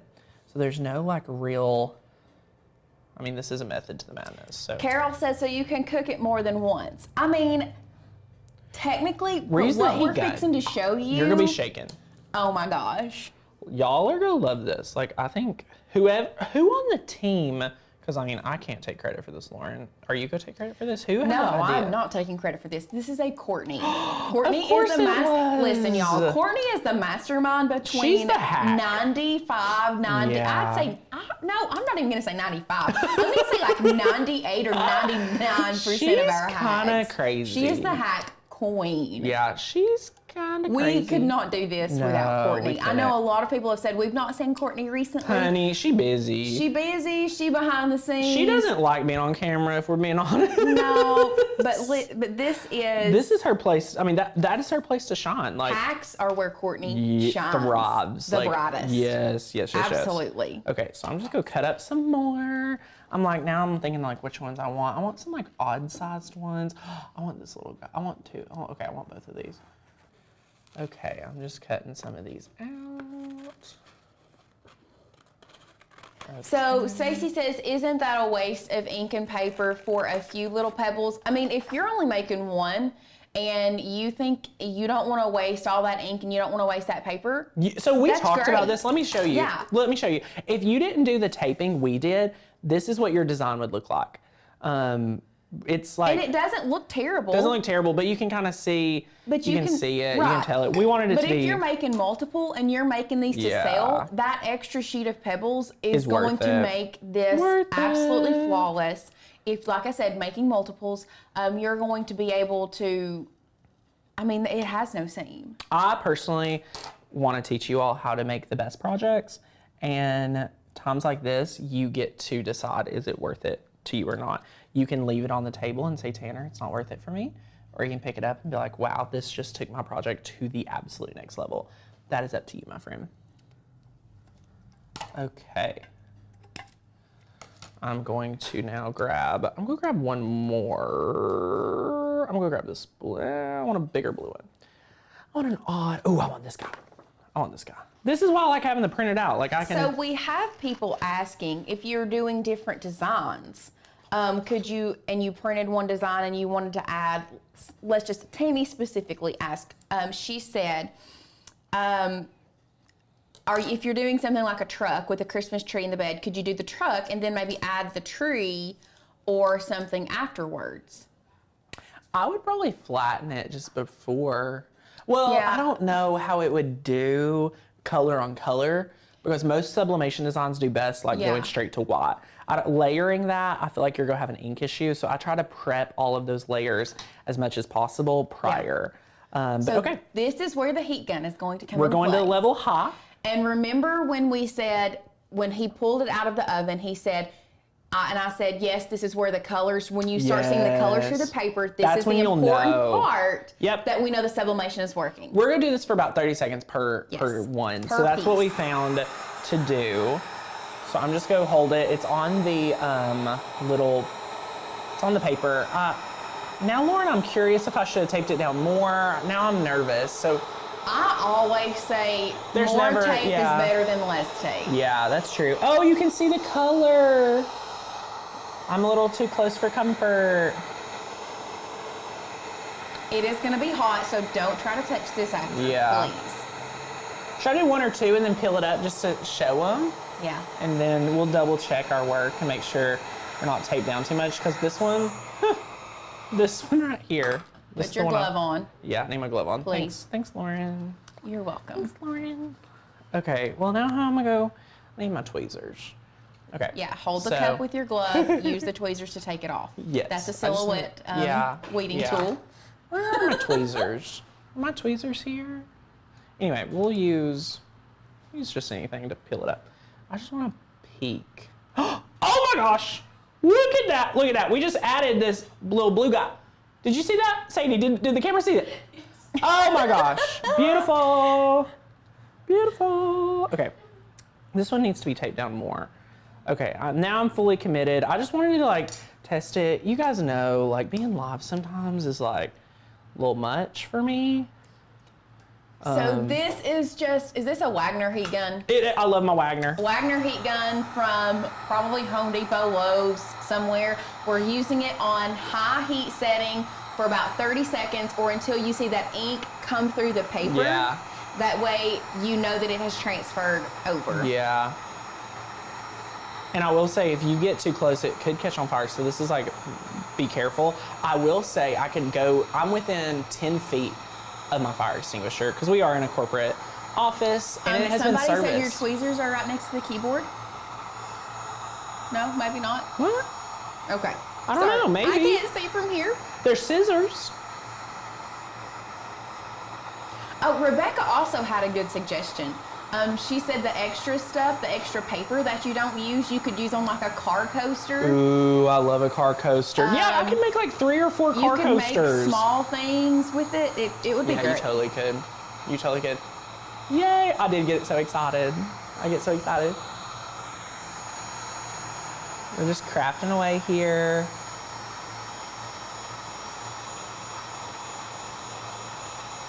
Everybody is loving this hack. I love this hack. And just to reiterate, we are using this on a high heat setting. I know we've had a couple people ask. This is a Wagner heat gun on a high heat setting for about 30 or so seconds. Yes. Make sure you are using your heat glove when you do this because it is going to get your cup hot. It is. It is. So. Yeah, it's awesome. This is awesome. Oh my goodness. Could you use regular oven mittens? Kathy, I would say no. Like when you're in, for what we used it for, you're getting inside an oven at almost 400 degrees. Yeah. And this, I can almost feel the heat through this. So I don't know if a regular oven mitten. No. We're gonna say no, okay? Aw, Cheryl, thank you so much. This is genuine excitement. Oh my goodness. Ooh, okay, we added this little one, love it. This one had a moment, that was my fault. I didn't tape it down all the way with the first transfer. The wind of the heat gun kind of messed that one up, but I fixed it. And then I'm just gonna grab trying to grab like a tool just to be able to. Don't touch that. I know, but I'm so excited. I don't want to take the glove off. I don't want to. I did take the glove off, Mom. I'm sorry. I'm sorry, because I'm impatient. I don't want to wear the glove. Child. I don't want to wear the glove. I don't want to. Oh, I don't want to scratch the design either, but I want to see it. I want to show everyone. Look, that one was added. Beautiful, beautiful, beautiful. Love it. So good, y'all. We are making magic happen over here. Magic. Do you believe in magic? I do now. Do you believe in magic? Sing along again today. Yep. Oh my gosh, look at this one we added. Do you see that? We just added this one and it looks like there's unity on your design. Oh my gosh, unity. Oh my word, I love this one too. Okay. I just really feel like this brings this all together. Yeah. It gives you that seamless design. Oh, look at that one. It makes it chef's kiss. kiss. It's amazing. Chef's kiss. All right, y'all. We are just peeling this up. So BJ said, could you have cut out the pebbles and put them in the blank spots prior to putting them in the oven? That is a great question. The reason we did not do that is because when you are pulling that wrap tight, you have to tape down one side first and then pull it tight. So you have tape on the edges where those extra pieces would go. I mean, Lauren, we could even go in, like I saw right here where I just left a spot. Yeah. You could go in with that. I think this one moved a little, so that was like my taping mistake. My tip would be tape down a little bit more securely. I didn't think about the wind. Like from the heat gun. You have to tape all the way around it, just like you would a regular Because that's what tumbler. happened. Like this area wasn't, so it was flapping a little. I saw that happen. But when we did some of these, I mean, they look so good. So again, really, really amazing. I mean, I'm so excited. Alicia, what are you doing?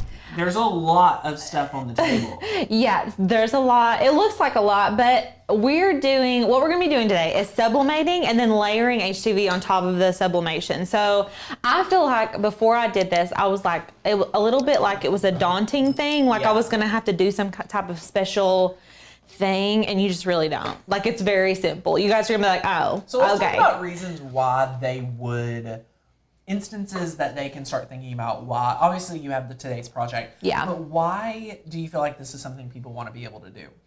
Well, for me, I feel like this makes your shirts look, like if you're a t-shirt person and you make shirts and you sublimate a lot, adding the ability to put the HTV on there really makes your shirts like up a notch. I feel like it takes it there. You know what I mean? Rather than just having the sublimated, and we've got the bleach, like we bleached it out. We're going to do all that.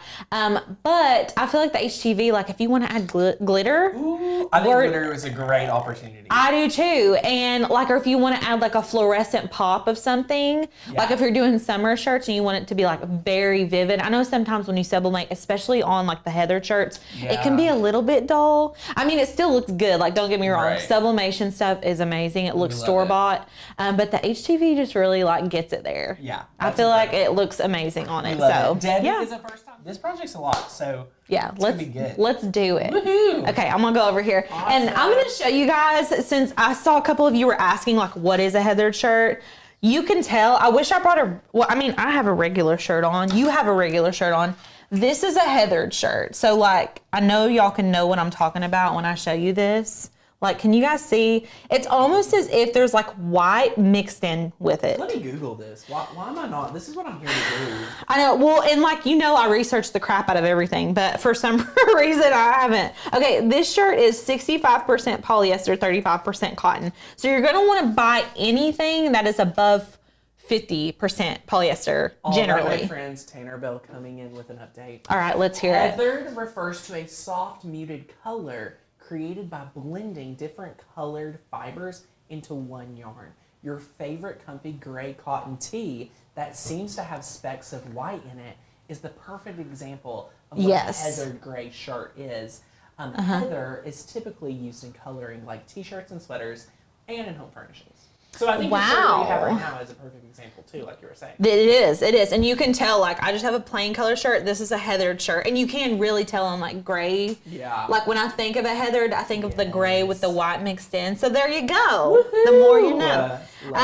So I already pre-bleached this because if you're going to bleach your shirt, this is not a great job also. I'm just not even going to say that it's a good job bleaching. But I did it, okay? And it's going to work for us today. Make sure if you are bleaching your shirts before you sublimate on them that you're letting it dry 100%. Actually just wash it and dry it and then sublimate on it. You don't want to like bleach it and then sublimate it at the end of the day, like without drying it or anything like that. So let's go overhead and go over the supplies. We don't have a ton of stuff. The heat press is on and I can feel it. I can feel the heat. I can feel the heat. Okay, so are we overhead? I'm gonna show you guys. This is, let's go ahead. Go to the number one. I'm gonna show you guys. This is what we're making. How cute. I'm obsessed. Like, if you guys haven't sent your kids to school, make this for your the teachers. Like, I think this would be so cute. Carla, yes, I'll go over the bleach process a little bit. I wanna say that we have a video. Of bleaching and sublimating. But let's go back overhead. I'm going to show you guys what we're using today. I have got sublimation paper here. This is the A-Sub 125G 8.5 by 11 sublimation paper. You can use copy paper. We're going to have a video about this. It's insane. It's insane. Yes, so you do need sublimation ink and a sublimation printer. And then I use sublimation paper today, but you can print on regular copy paper. We're going to be doing a comparison video for you guys on that. It's so cool. My mind was blown. I can't wait to show you guys that. And then I pre-cut a bunch of this because I have some issues with the Cricut doesn't want to cut in my lives, and it makes me so nervous because I don't want it to not cut.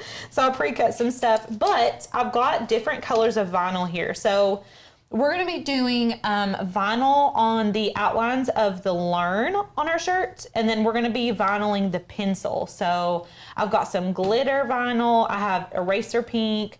This is for the pencil parts. So you'll need yellow, tan, black, pink, and then silver. I love the silver. Me too. I used gray on the original, and I was like, we're using glitter today because it's really cute. And then I've got a brayer. If you're doing HTV a lot, get a brayer. Yes. You will not regret. I use the brayer all the time. Yes. I've got painter's tape. This is like if you were stranded on an island and you were crafting, what's the one thing you'd bring? Painter's tape. Like, period. I use painter's tape all the time. Measuring tape. I've got a strong grip mat, a pair of scissors. This is our loved, this is our shirt form.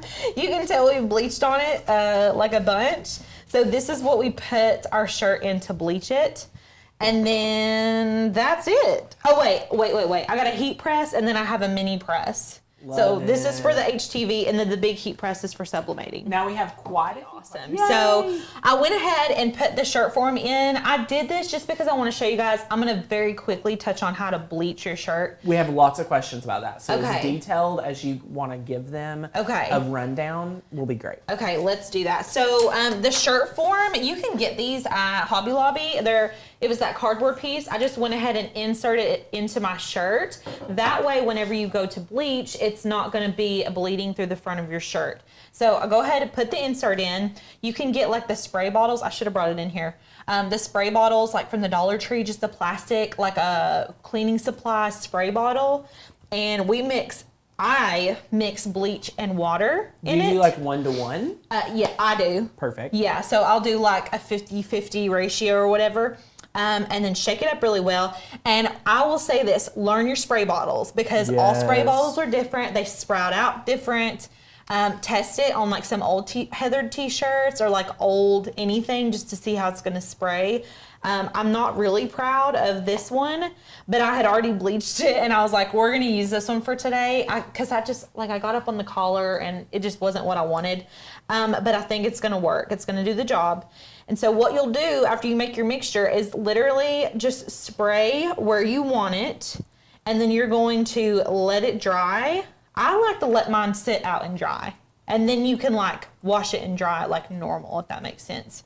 So that's pretty much all you would do for the bleach process. There are a couple other techniques where you can like do it exactly like to the shape of whatever you're sublimating. I don't know if we've done a video on that. We have done some live training on it. Essentially, let me just give you a breakdown. So what she's talking about is if we were going to do a sublimation design, and then we wanted it to be like not showing this bleach look, like it just to magically. We want it where we would sublimate. Yeah, exactly. So what we did was we make a stencil, the same size as we make a regular stencil the size of our sublimation image.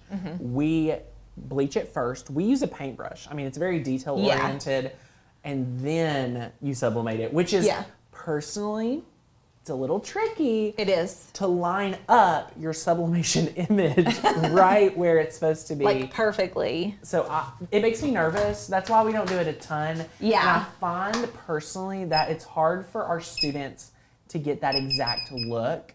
I'm turning the timer up, I'm sorry. without fail. So just be careful about that. Yes.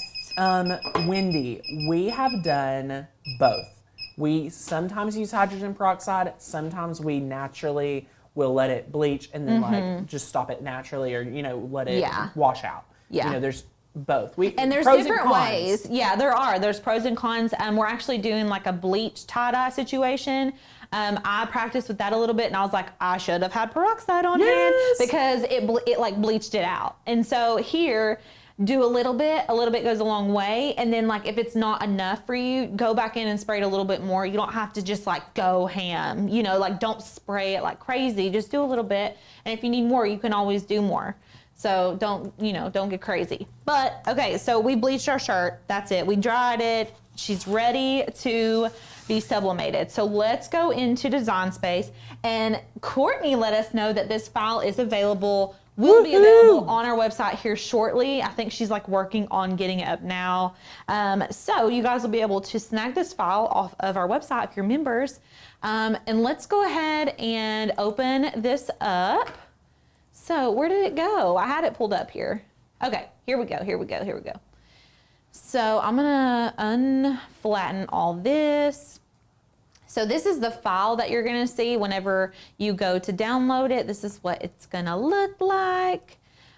So this is what you're going to need to print. So you're gonna open this file, and we're gonna need to measure our shirt to make sure before we print it that it's the right size. And I'm gonna show you guys first how to measure. So let's go to our t-shirt. I'm gonna show you how I measure this. So mine is already bleached. Can you guys see that? I wanna make sure I'm in the center. Okay, I've got my tape measure here. We don't want it to be going into where it's kind of fuzzing out over here. We just kind of want it to sit like happily right here in the middle. So about 8 inches wide, and then no bigger than like 7 inches tall. So we want to make sure that our file is within those parameters. So in Design Space, we've got it set up to a little over 8 inches wide and like right under 6 inches tall. So that's actually perfect. That's all we're gonna need, yes. So if you pull a file into Design Space, if you pull a PNG or an SVG or anything kind of colored like this, and it's like in separate little boxes, like it's not different layers. Yeah, like today you can see it's all separated. What we need to do is grab it all. So we're gonna click and drag, and you're gonna flatten everything. This is gonna allow us to print from Design Space. So what I'm gonna do next is I'm gonna go to Make It, and you're gonna see there's a black registration box. That's okay. Oh, what happened? The tip of our pencil got left out. Let's go ahead and make sure we get all that. Okay, flatten it. We're gonna go ahead and make it. When you sublimate, it needs to be mirrored. If you're sublimating and you're not mirroring your image, whenever you go to transfer it on, it's gonna be backwards. So go ahead and mirror it while we're in Design Space. Just select that. And I'm gonna go ahead and select continue. It's gonna ask me to send it to the printer. So I'm gonna send to printer. I'm not gonna select print here. This is like the kicker. And I've been such a habit of doing this no matter what now. Now, are you giving them the hack of all hacks where they are using Design Space for sublimation? I am. Is that not great? It's happening. I love it. Yeah. Me too. I love it. And it's honestly, when I first did it, it was kind of complicated. I was like, oh my gosh, I can't remember to do all these steps, but I've done it so much now, it's like second nature. So what we're gonna do while we're in here is I'm going to select our Epson Workforce. That is our sublimation printer. I'm gonna turn off the bleed for this project. The bleed is very handy for other projects, but this one we do not want to bleed. I'm going to use the system dialog, and then I'm going to select print. So if you're sitting here and you're like, oh my gosh, it's loading, it's taking forever. It's behind your screen. So go up to the top of Design Space and drag this down. And right here is where we need to be. So I've still got the Epson Workforce printer selected. You want to make sure you're still on the same printer. And I'm going to select best quality.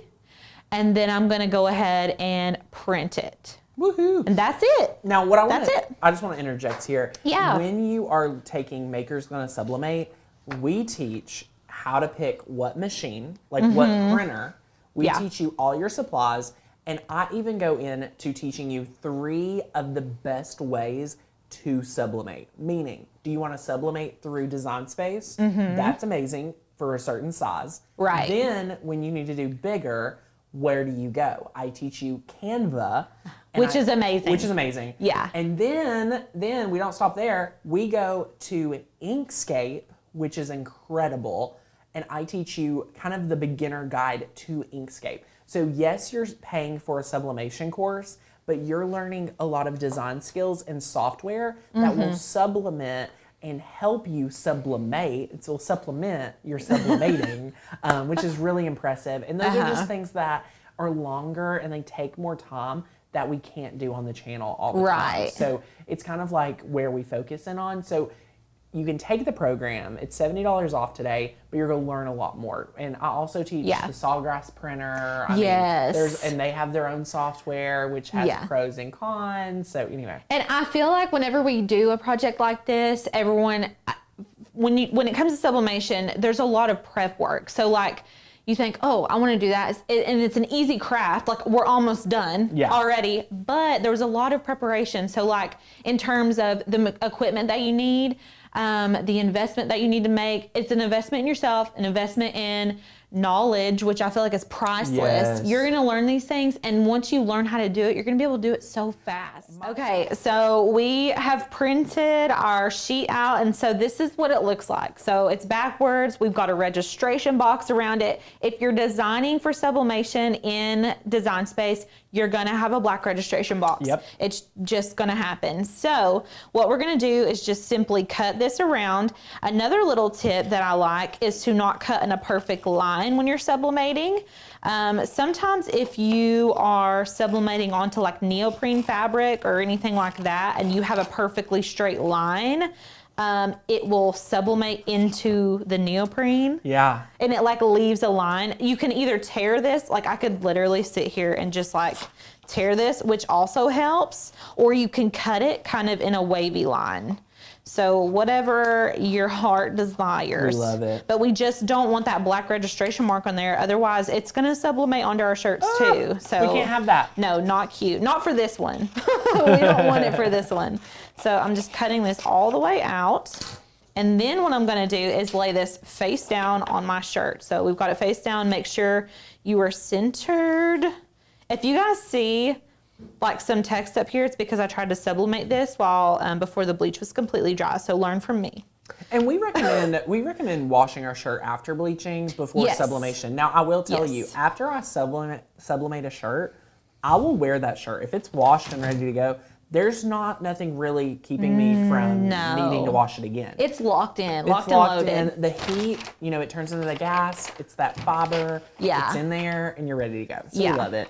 So I've got butcher paper right here. If you start sublimating, you will need to invest in some butcher paper. We just got this roll, but the We other love roll butcher had paper. lasted for, 2 years. I was going to say, because it was here before I was here, Well, like in January. Yeah, at least a year. Yeah.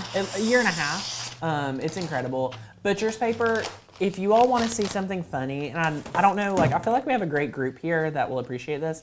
If you watch our Black Friday extravaganza from last year, extravaganza, I'm Googling it so I can find you a link. I have a show where I taught, this is actually really fun.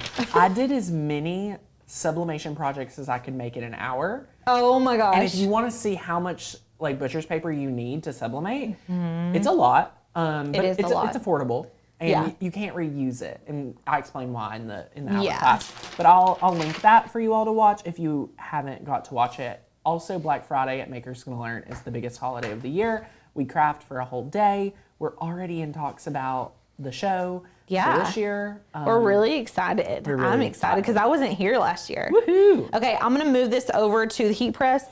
You can, and you should use hot tape on this. A lot of people who get really into t-shirt making get super confident with their design placement, I guess we could say. People have asked, do we have tips on straightening things? I have been cricketing since 2010 and every week cricketing since 2017.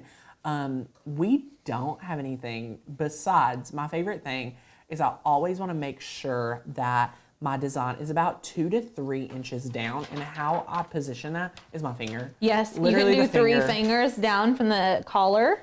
But my bleach is a little bit off, so I pulled mine down a little bit this time. Yeah, it's special. This heat press, the heat is being radiated from up here. This is like a squishy pad. I put butcher's paper first, t-shirt next, design next, and I'm gonna put another piece of butcher's paper on top. You can tape this down.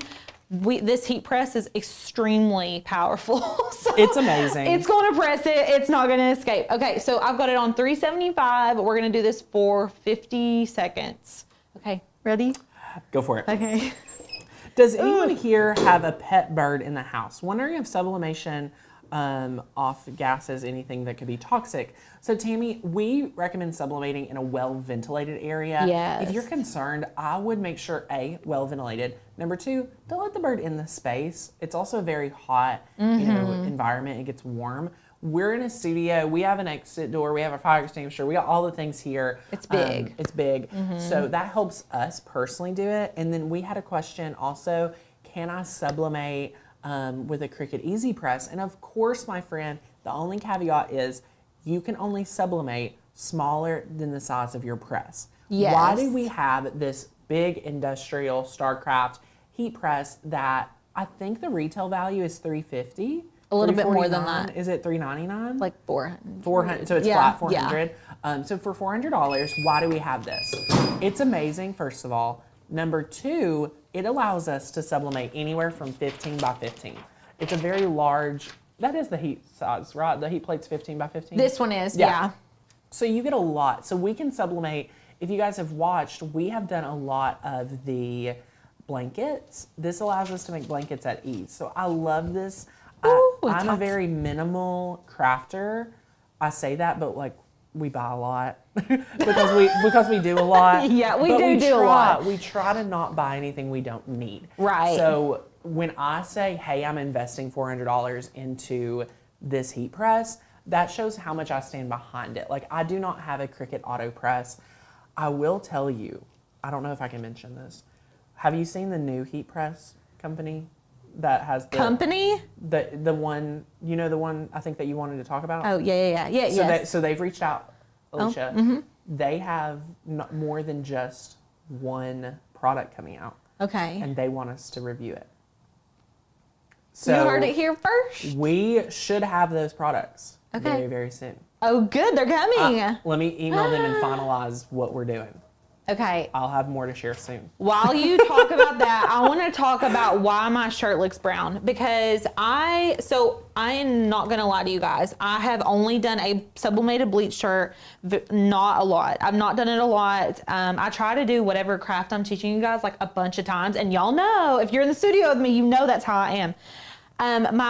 My bleach is brown, but this is the first one I did. So this, you can see, this is the first one. Look how white and crispy it is.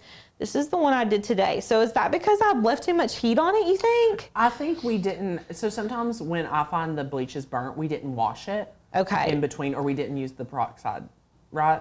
I don't know, because I did not wash this one before I sublimated it, and I let it air dry. Same with this one. But it's been sitting for a while. Yeah. So I'm wondering if it's because it sat for a really long time with the bleach on it. Right. And just air dried. Yes. I don't know. I'm wondering if that's because that's the only difference. I mean, I use the same bleach, same day. Right. That type of situation. But we're going to keep going because I can still show you guys how to do this. So what we've got here, it's just sublimated. So next, we're going to be adding HTV to our pencil and to the outline of the learn. So let's go into Design Space, and I'm going to show you guys how I did that. Let's cancel out of our printing because we already printed everything. Hopefully you guys are able to stay along with me. I feel like sublimation is so easy once you start doing it. Like, if you guys invest in this course, you're going to be like, oh, this is easy. I'm going to make 1,000 t-shirts and make my money back this month. Like, I love it. I love it. So what we're going to need to do is cut. I have hidden my learn. Here it is. I was like, where did it go? Okay, let's zoom back in.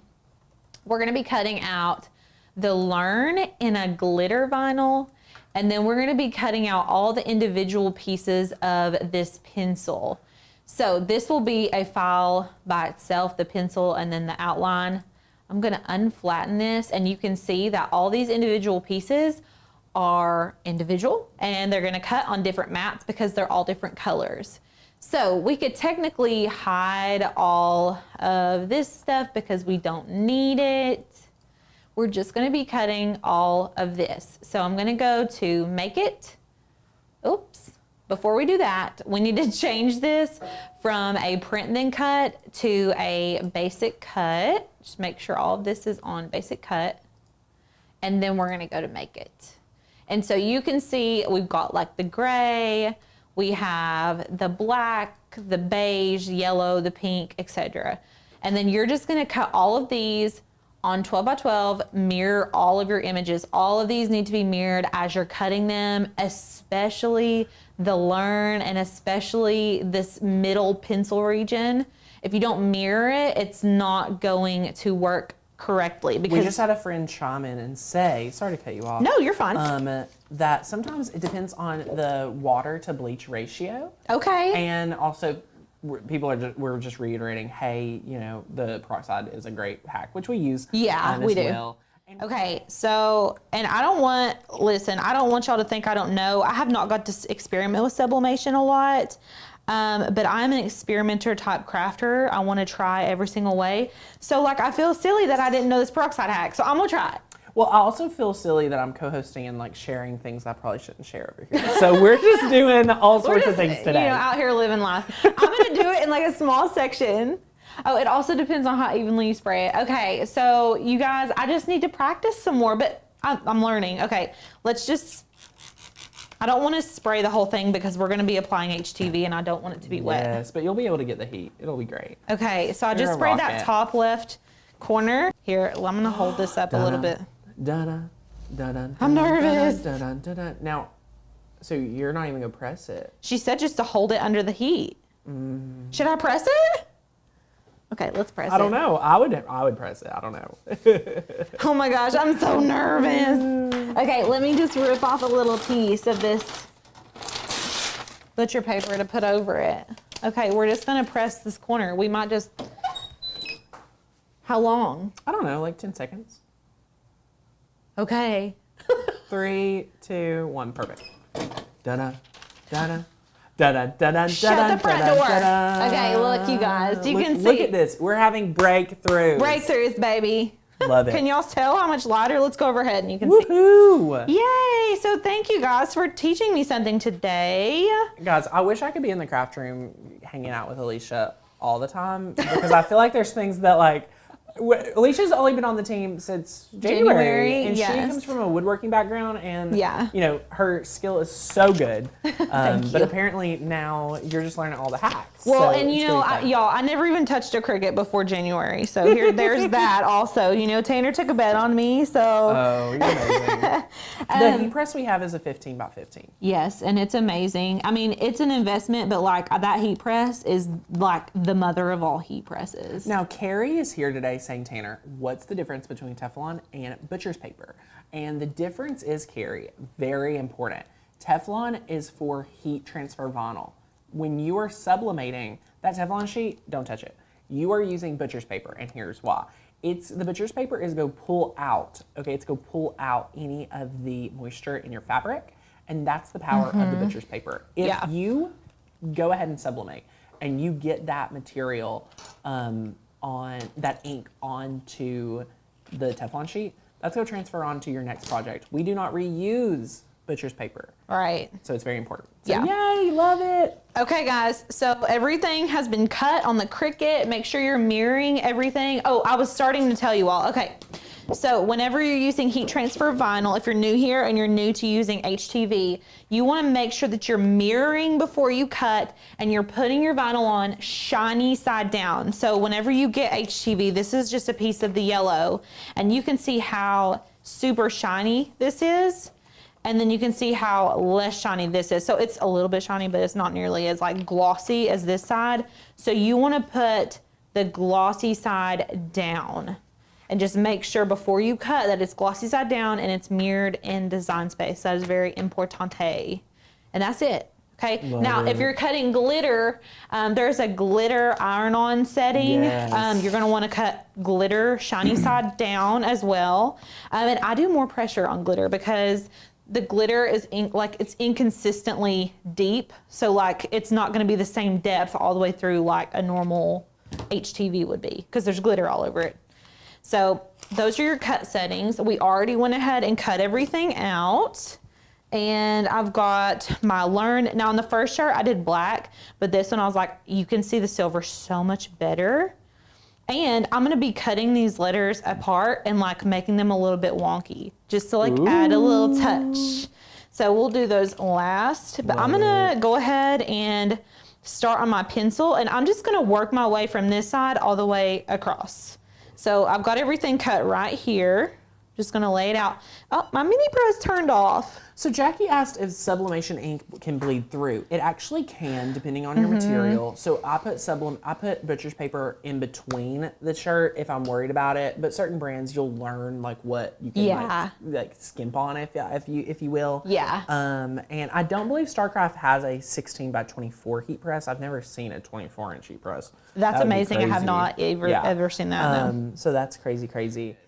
Okay, So so I've got this on the medium heat setting, and I'm just applying slight pressure on here. I'm just gonna do one section at a time. Okay. And we're using StarCraft HTV. Whoops, I didn't press that long enough. We love the StarCraft HTV. And it's the best. Alicia's crazy. She doesn't have an easy press mat. She's just doing it, y'all. Like, I'm just letting y'all know she's doing it. I really be wilding out here. I don't ever use the mat, and everyone's like, use the mat. And even it's crazy. The last project we did, I didn't use it, and I should have. And I'm feeling like I should have on this one too. So one thing, I just want to let you know, the heat press mat, when it came out, I was like, why do we need a mat? The terry cloth towel worked great. So before the mat, I always recommended, and Cricut taught, that you need a terry cloth towel, fold it 3 times, and that's your mat. And you need to put it on a granite countertop or like a really firm surface. Yeah. So then they came out with these mats. And I'm like, y'all said I could use a towel.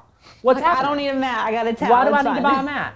But then they explain it, and Ashish, the CEO, explained that there's fiber in there that is going to take that heat, bring it down, and then send it right back up to firmly be able to press that, which is really insane. So we love it. Yeah, and you should be using a mat, but I'm just out here. You don't have to. The terry cloth fabric works great. But Alicia, I wish you could have seen our old studio. And I used a standing IKEA desk, which I love crafting on IKEA desk. But it was so wobbly. This table, Courtney designed it like it's herself. amazing. We love it. It's the perfect size. It's a standing table, and it's awesome. This is ideal. Like, if y'all are trying to redo your craft room, you need this type of situation just to craft on. Even what we've got out there is amazing because it's got a toolbox attached to the end. And it's just very handy. I'm gonna let that pink cool down because I think it needs to cool. If you're using different brands and different types of heat transfer vinyl, some of them are better when they cool before you remove the transfer tape. Some of them are better if you remove it while it's still hot. So the pink is wanting to cool down, so I'm letting it cool, and I'm going ahead and ironing on the silver glitter part. Can you guys see? I'm hoping I'm not out of view. We love it. Oh, I'm glad I did glitter on that one. I love the glitter. Ooh, I love it. You're rocking it. Okay, we're gonna keep going. We're on the yellow. Just line everything up. Just lining it up, people. Okay. Look at this. Ooh, so fun. I love it because it just adds it adds a pop. Like it makes it stand out, you know? Look at that. So cute. Good. Would you just look at it? Would you look at it? Someone said texture of towel sometimes stays on vinyl. Okay, y'all, I'm cutting my letters apart because I want my outlines to be a little crooked. If you don't want that, you don't have to do this part, but I want to like put them like a little off, if that makes sense. Like I want them to be tilted a little bit. It just makes it fun, I feel like. So I'm cutting them apart so I can put them wherever I want, if that makes sense. Our heat press is the StarCraft? It's StarCraft for sure. Yeah, I'm forgetting which one. Clamshell, this clamshell. Thank you, Sadie. Sadie's awesome. She's over here like doing it. I love it. Okay. Oh, yay. Okay, now I'm just gonna iron these on. Amazing. And like low-key want... Alicia, you're almost done. I feel like this has been a chatting hour, but we're getting crafts done, y'all. Yeah, we're on it.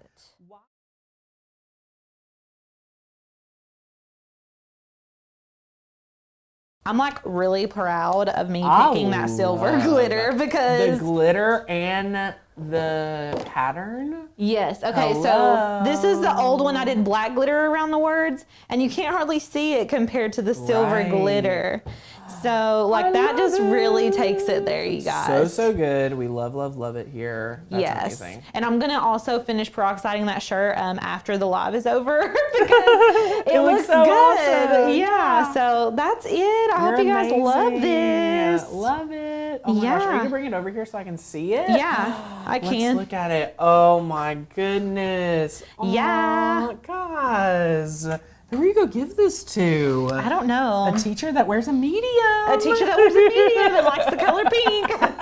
And the glitter. Yeah, the glitter was like definitely, like if y'all are wanting to experiment, just go ahead and do it with glitter HTV because you can see it so much better. All right, how much would you sell for? Boom. $25. Boom. Love it. I mean, after I fix the bleach. Yeah. Someone asked. I love it. I feel like $25, that's me. That's my market around here, I feel like. So, and your demographic may be different. Maybe different. I love the sublimation pattern with the glitter. I mean, it brings all of the best things together. It really pops. Yeah. So it's awesome. But yes, oh my gosh, fun. you learned something today. I know. I'm so Everybody glad. learned something today. I'm so glad. Yeah, I love to learn new things. So. Oh, it's so good. Oh my gosh, everybody's having such a great time. A lot of people's crafting right now. Okay. So it's been a lot of fun. Cool. Do you use the fine point blade with glitter or deep cut? We use the regular fine point blade, but we use the glitter heat transfer vinyl setting. Yes. Are you picking up what I'm sitting down? Yeah. So good. So, all right, my friends, this has been awesome. Do y'all have any? I'm loving it. Yay. So today we are really going to be focusing on sublimation. So what we are giving you all today is $70 off our Maker's Going to Sublimate course. If you are wanting to get into sublimation, this is definitely where you need to start. It is a great start. Even if you don't have your printer and you don't have the things that you need, getting that, if you know you're going to get into sublimation, getting that course and really learning and getting prepared.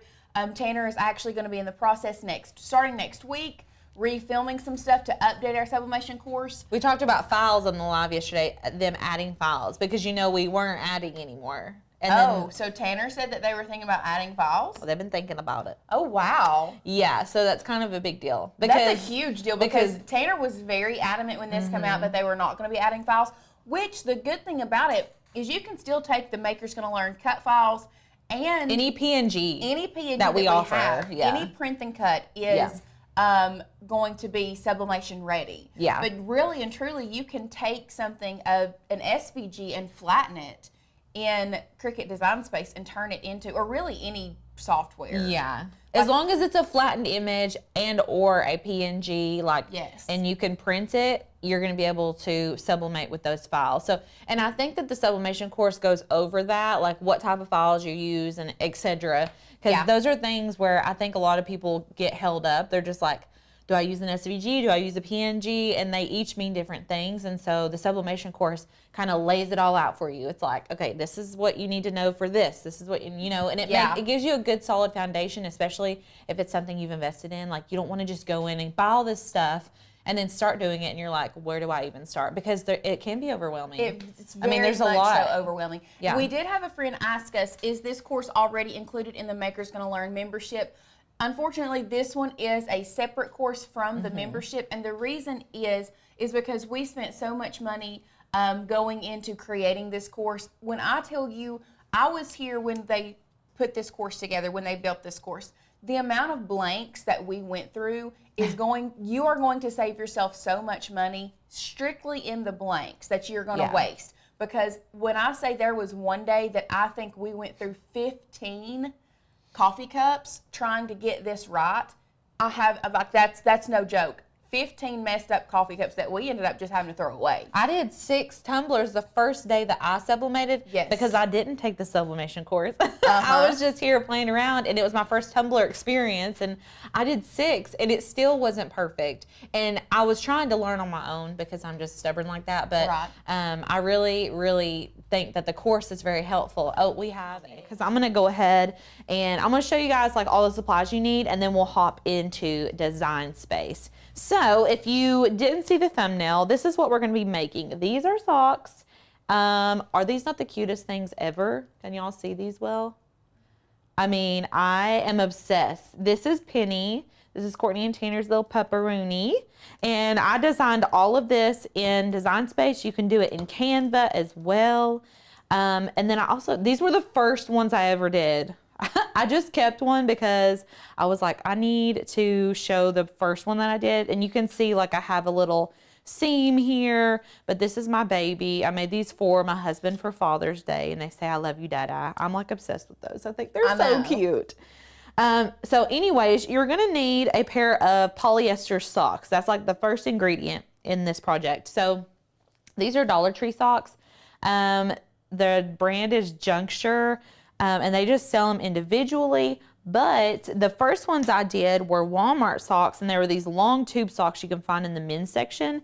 And I want to say they come in like a pack of 15 or something crazy. Like, there's a bunch. So I had those left over. We're not going to sublimate on these today, but this is the same sock right here. So you can tell that it works just fine.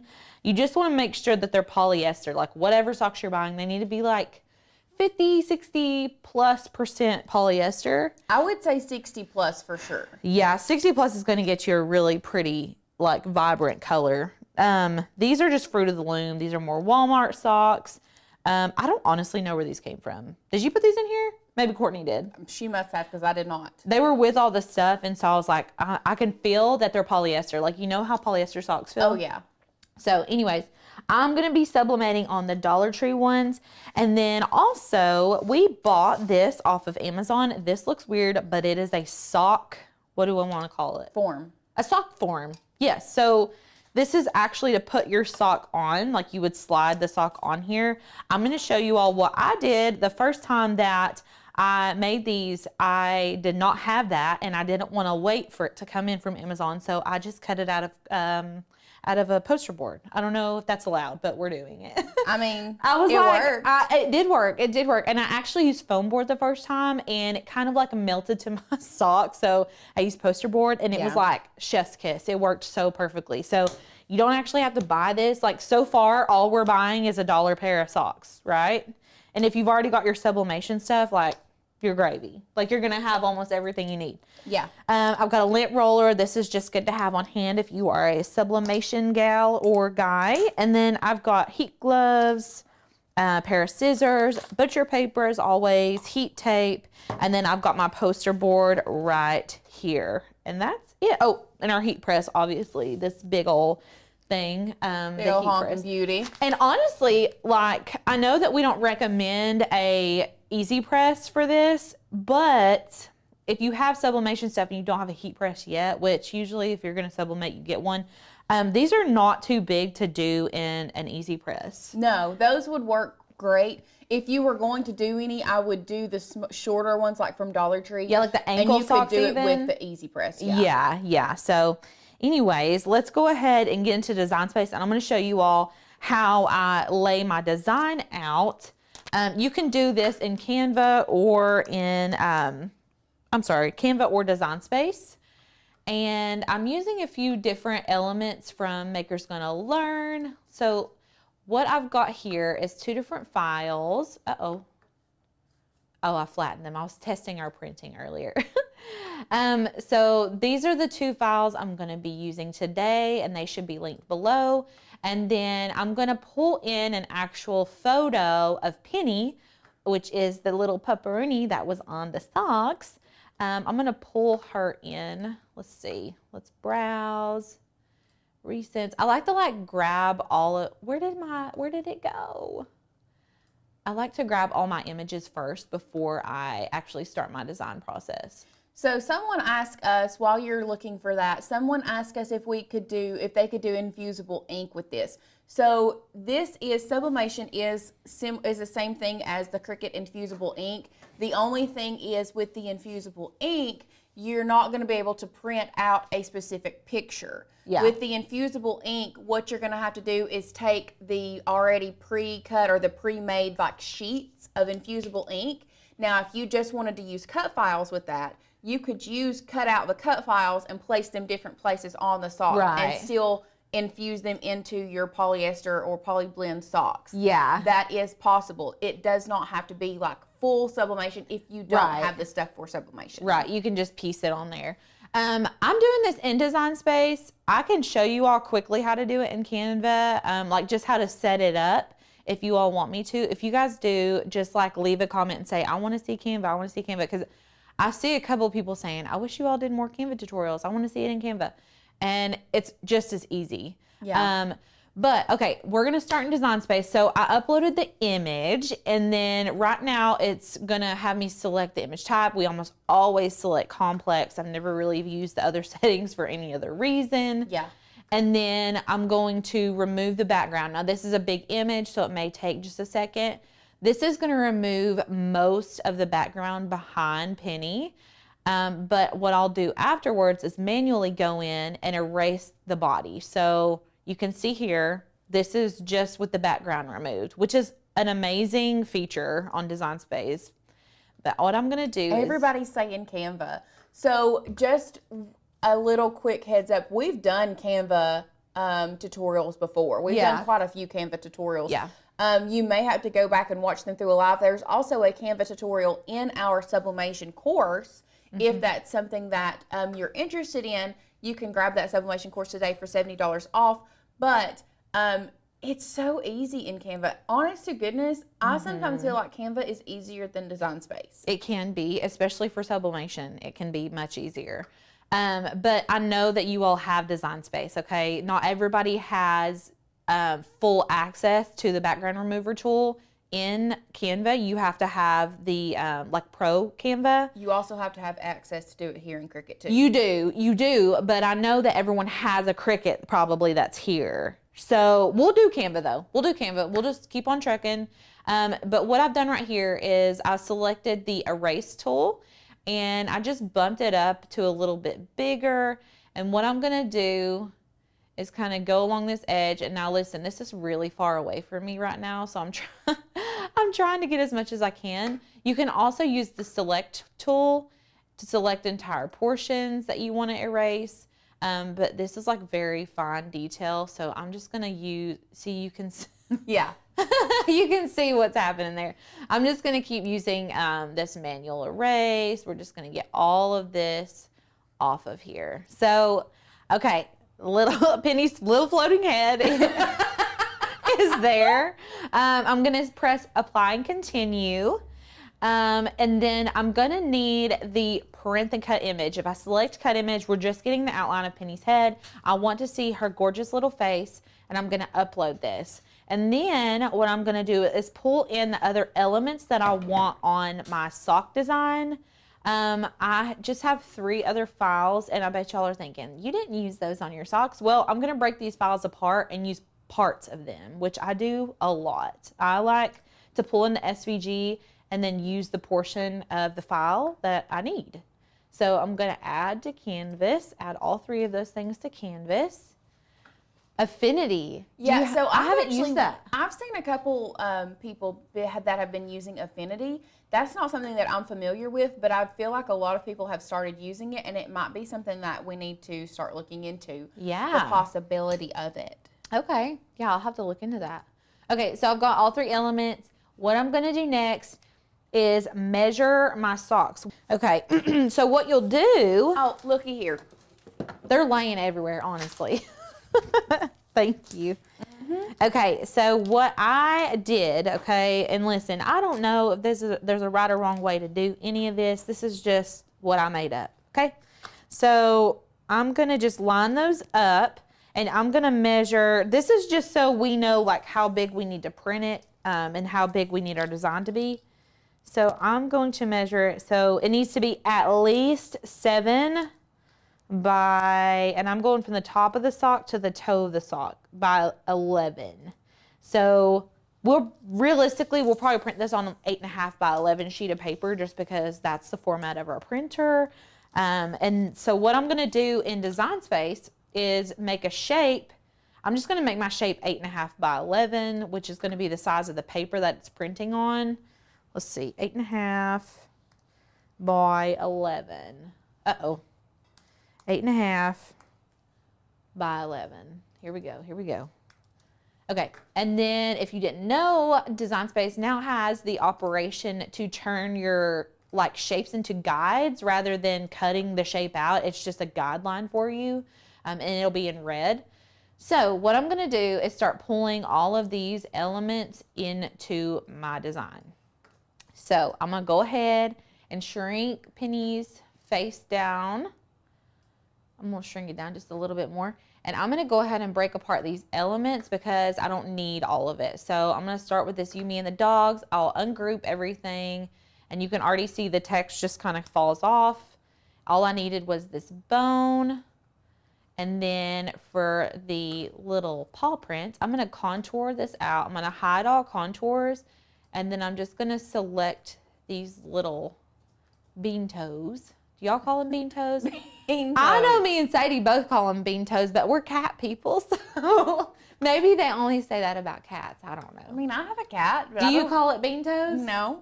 Oh my gosh, I had a cat and I literally his name was Pickles, but I called him Bean Toes because his toes look like beans. Beans. Beans. Okay, so these are all the elements. The other thing that I did was add in some text, and it says Dog Days. And I used our Saturday Night font, which is like one of my all-time favorite fonts. This font is so cute. I think I have it downloaded. If not, I'll show you guys where to download it. We also have an issue we need to go to. What? No, I was just saying me and you have an issue with you overusing Saturday Night and Groovy Moves. I know. It really is a problem, you guys. I can't control myself. I really can't. So these are my 4 elements. So you don't want to get too crazy when you're making a pattern. Like I don't want to go probably more than these 4 simple things. And these aren't super intricate either. So you need to think about, they're going to be very small. Like whenever you design things onto whatever you're putting it on, consider the size of what you're putting it on. So there's socks, and you want Penny's face to be the most noticeable thing out of everything. So her face will probably be the biggest item on the entire sock. So I'm going to send our guide to the back, and what I'm going to do is I'm going to go ahead and lay her face out wherever I want it. So I'm just going to duplicate this and duplicate it, and you'll have to play around with where it is. If you want it to be exact, you can sit here and line all these up. That's just not who I am as a person. Yeah. But I respect it. That's your journey. I'm just not going to sit here and do that. Alicia and I have also decided that I was saying something the other day. I can't remember what it was. And I was just like, you know what? That's not my journey. That's their journey. We have decided that that's the new, I guess, bless your heart. Bless her heart. Yeah. The new thing for, oh, bless your heart. Yeah. If you're from the South, you get it. Yeah. Oh, that's so funny.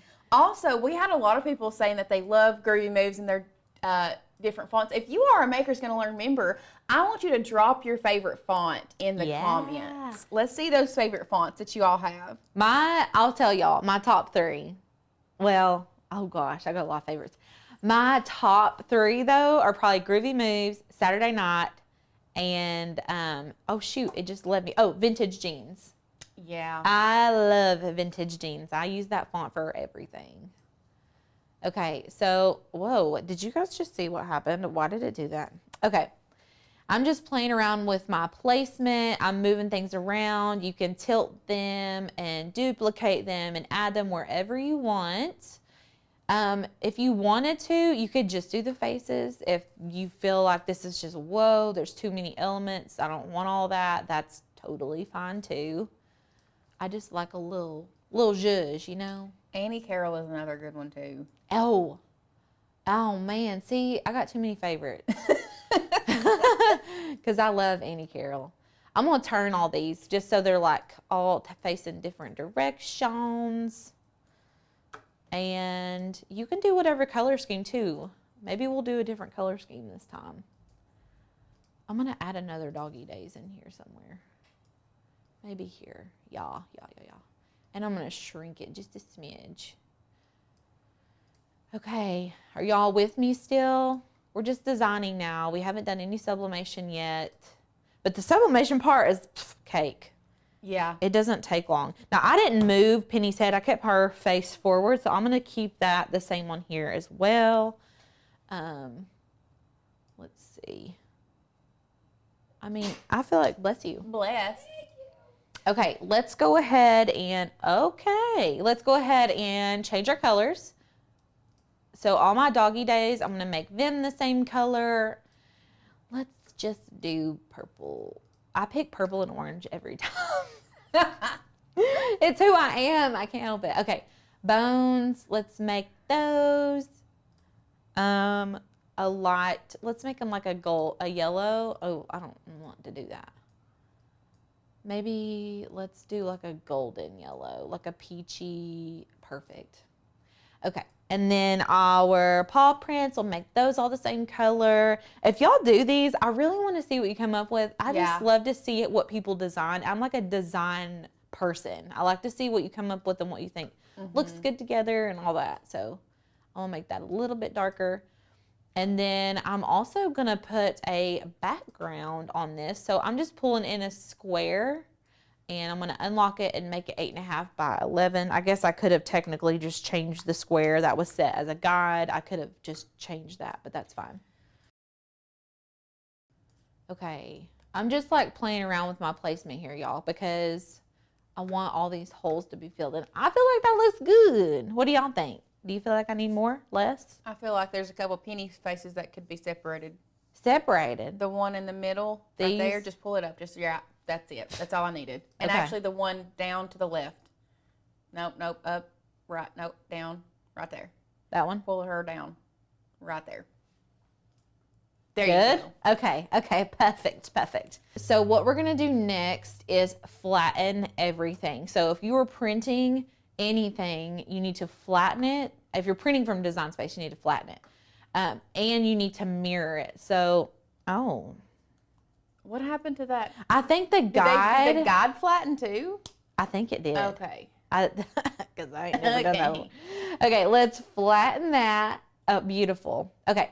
And then what we need to do, what is going on? Did you see what's happening? Okay, so what happened is that dog days, that black outline goes away when you flatten it unless you add that pen function. We don't want that, but I'm going to make this a dark purple. Make it darker, and then it won't do that. Yeah, let's make these. What I was saying, though, is on that left side, it like shrunk my square for some reason. That's okay, though. This is cute. Love this. Okay, flatten. Perfect. That's cute. Better. Now, so what we're going to do, if you wanted to print this right now, you couldn't. Like, if I go make it, it's going to say projects incompatible. It's too small. Well, we have a hack for you because I print and cut, or I print for sublimation from Design Space often. So if you click right here, it's going to say your image is too large. It needs to be between 6.75 by 9.25. So, okay, we'll do it. Let's shrink it. Let's see, that's 6 by 7. That's perfect. It doesn't have to be anything exact because we're going to stretch it back out anyways. We're going to go to make it. So we shrunk our image down to what would get us to this page, which is between 6.75 by 9.25. It needs to be within that range. What I'm going to do here is mirror my image. Always mirror your image. If you are sublimating, there's like very few exceptions that you wouldn't do that. And then we're going to send to our printer. We're using the Epson Workforce. I don't need a bleed. We're not cutting. I am going to use the system dialog. So let's just start. I'm going to show you guys what I did again because I feel like it's a lot.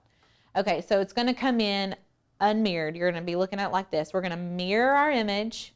We're going to continue. I'm going to send to the printer, turn off the bleed, use the system dialog, select print. It's going to look like it's loading for 100 years. If you stare at the screen for too long, like it's not going to pop up. It's just going to do this. So what we do is pull our screen down and there it is. I don't know why Cricut hasn't fixed that yet. I mean, we're not going to get started on why Cricut hasn't fixed a lot of things yet. Yeah, okay, we won't. So when you get here, you're still not going to be able to customize your print settings. The only thing you're going to be able to do is select best quality, which we are going to do that. You could select what tray it goes from, but we're not doing anything there. You do always want to select best quality, but what you'll do is come to this drop-down menu right here on the left side, and we are going to open it in preview. So it still looks like this. It's still mirrored. I'm going to go File, Print again. I know this is a lot, but like we do this so much I could do it in my sleep. Don't you feel like that? Yeah. I feel like I do this print from Dialog Box every day. And so right now we are on 8.5 by 11 paper, but our image is not filling up the paper because we had to shrink it in Design Space. So what you can do is just zoom in. We're just gonna play around with the numbers until we get a full page. Let's do like 150. I mean, we're getting there. What we could also do so that we don't lose all of our image, is like print two. Like we could do this one and then print another one, if that makes sense. Yeah. We also had somebody ask us how we felt about, since we aren't cutting, how we felt about doing this in Canva. We love working in Canva. We love being able to, we print a lot of our sub stuff from Canva. You can upload Maker's Gonna Learn files, PNGs, into Canva and do it that way.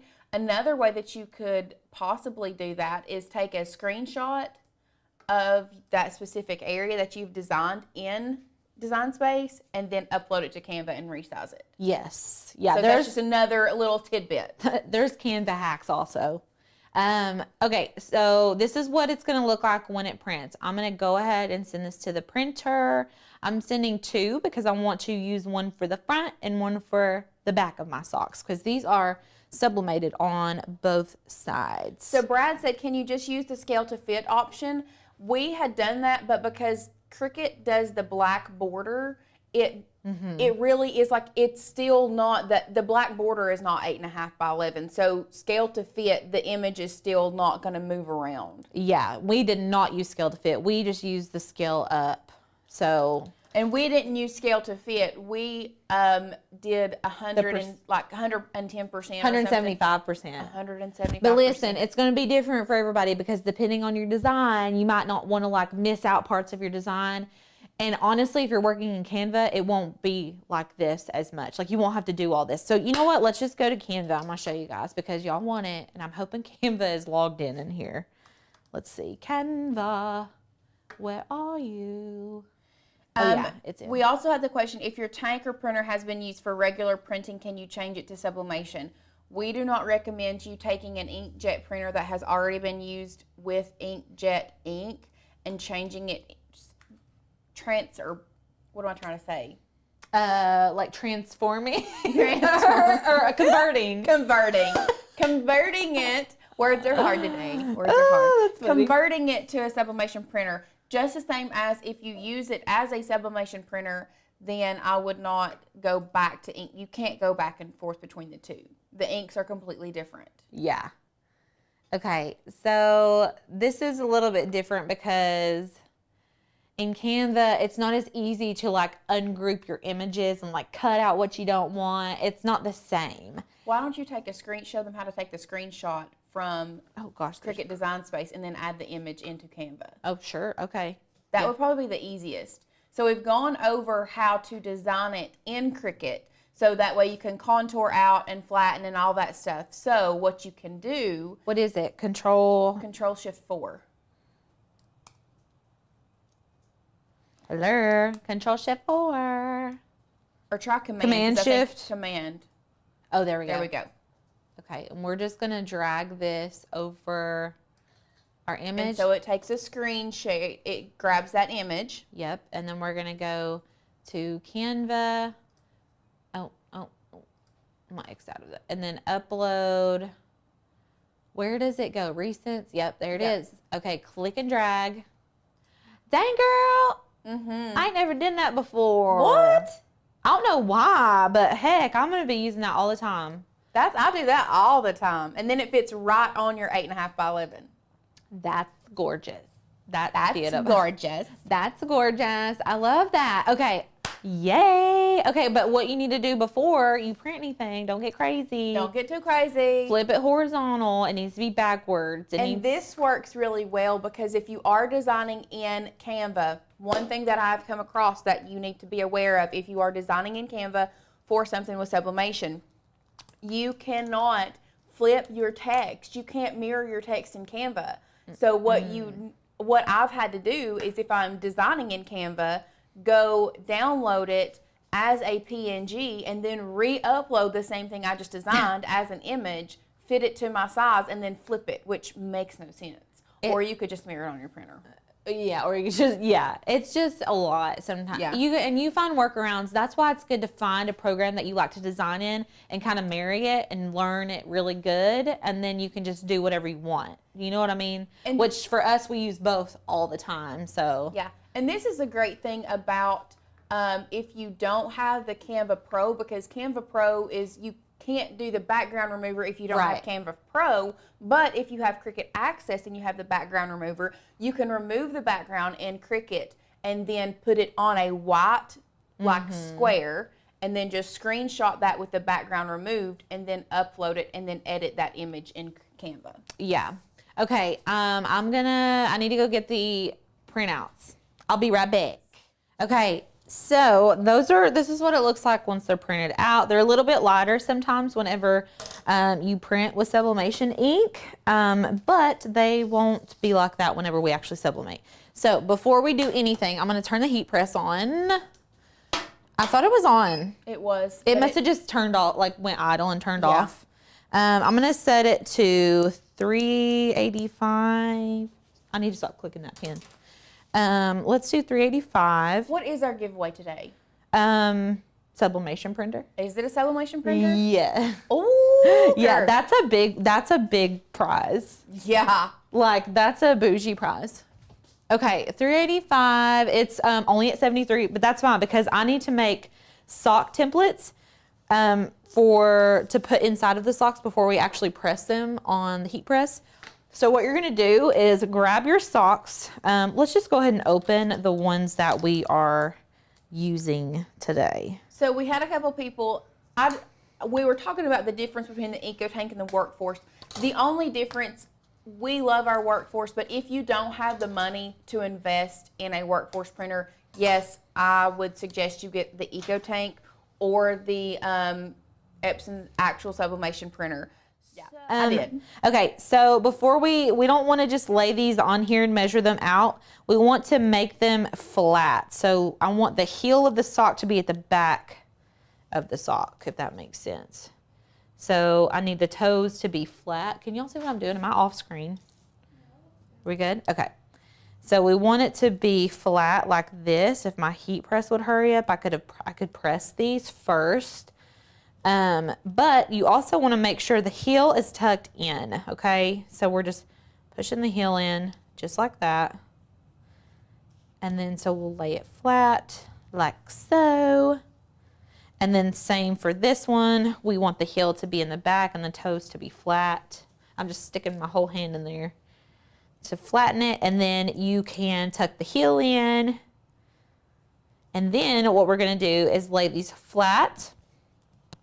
And we're gonna literally, this is like very crafty. I feel like this is an old school craft, but we're sublimating, so it's not. Oh yeah, but this part is taking it back old school. This is like the resourceful crafter that I used to be whenever crafting wasn't so like such a huge thing. Yeah. So I just make one per sock because, I mean, you can reuse it if you want to, but I just get a poster board. This is also, you can get at the Dollar Tree. I'm just taking a pen, pencil, pen, whatever. And we're just going to draw all the way around the socks. This is going to go inside of our sock when we go to press it. Oopsie. And that way it just kind of stays firm. And when you press it, you're not going to be getting all these wrinkles. So I'm just cutting right inside the line. Also, we had someone ask, is a wide format printer necessary or just a want?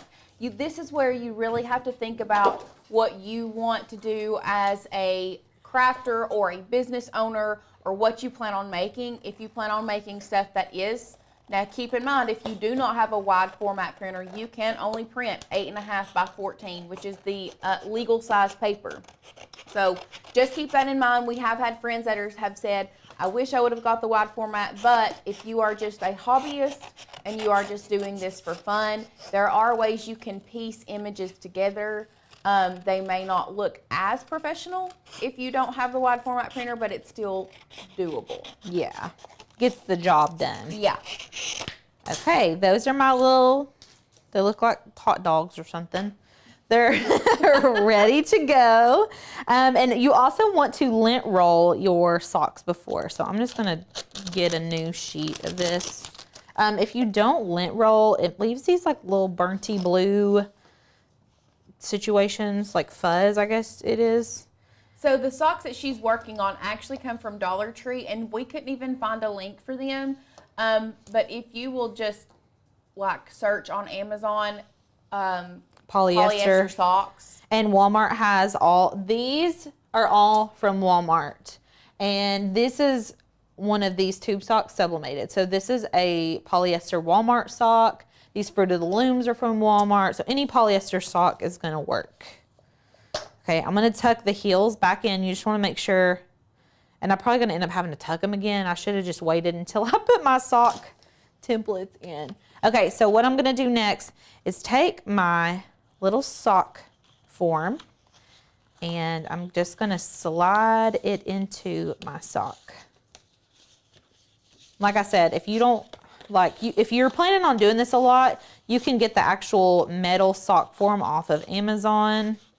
But this has just worked for me because I was being impatient and I thought, well, why not? Why wouldn't it work, you know? And so I'm not gonna pull this tight, but I'm gonna pull it all the way to the top of my cardboard. So like my cardboard is here, I'm just pulling it there. You don't need to like pull it really tight or anything. Just needs to be just like this and make sure it's centered. Make sure that line is right down the center and then tuck your heel in. And you can see on this one where you can't tell, but the heel was tucked in just like that. So what we'll do next is go ahead and put this one in. And wait, what time is it? It's 12:45. Okay. Let's see here. Let's see. We did have somebody. So we did have somebody ask us if the giveaway was international or just for American members. That is something that we have been really expanding the last little bit. If I can find, a lot of times, our gift cards are for sure for everybody. Our Amazon gift cards, we do for our worldwide members. The actual giveaways, what we do is we normally go on Amazon or go somewhere and order them. If we can find them at a good price, then if we can find printers. I think right now Tanner is wanting to keep the giveaways for the gift cards international and everybody, and the actual stuff just for United States. Okay, so what I'm running into, and I thought that these were the exact same pair of socks, but they're a little bit longer. Just a little bit. So in these, I just left the toe white because I thought that was cute anyways. But here, the toe is going to be like that wide, which is fine. That would be cute to leave the toe and a little bit of the top white, though. Like, okay. Yeah, so. That is cute. Okay, so I'm just going to leave this top edge like this. So when I go to lay this on the printer, I'm sorry, the heat press. When I lay this on the heat press, I'm going to lay these socks side by side just like this. And I am going to take this piece of paper and I'm going to line it up. I don't know if y'all can see it on the camera, but there is like a little edge right there, and then I'm going to leave some of the toe white as well, and we're just going to press it right down on there. I'm going to go ahead and put my butcher's paper on my heat press. I don't think that it's ready though. It is at 285. Okay, I'm going to go ahead and press these, y'all. So I've got my socks right here. I'm lining them up. My drink's probably right in the way. So I'm lining up the top edges to one another. Normally we are like heat tape people, and I brought it in here just in case I felt like I needed it, but you don't have to necessarily use that for this. Don't come for me. Okay. And then I'm going to just line this up just like so. And you want the sublimation paper to be on top, and then you're going to put butcher paper over top of it. If you don't, that ink is going to stick to your press. It's going to get on everything else that you press. Trust us on that.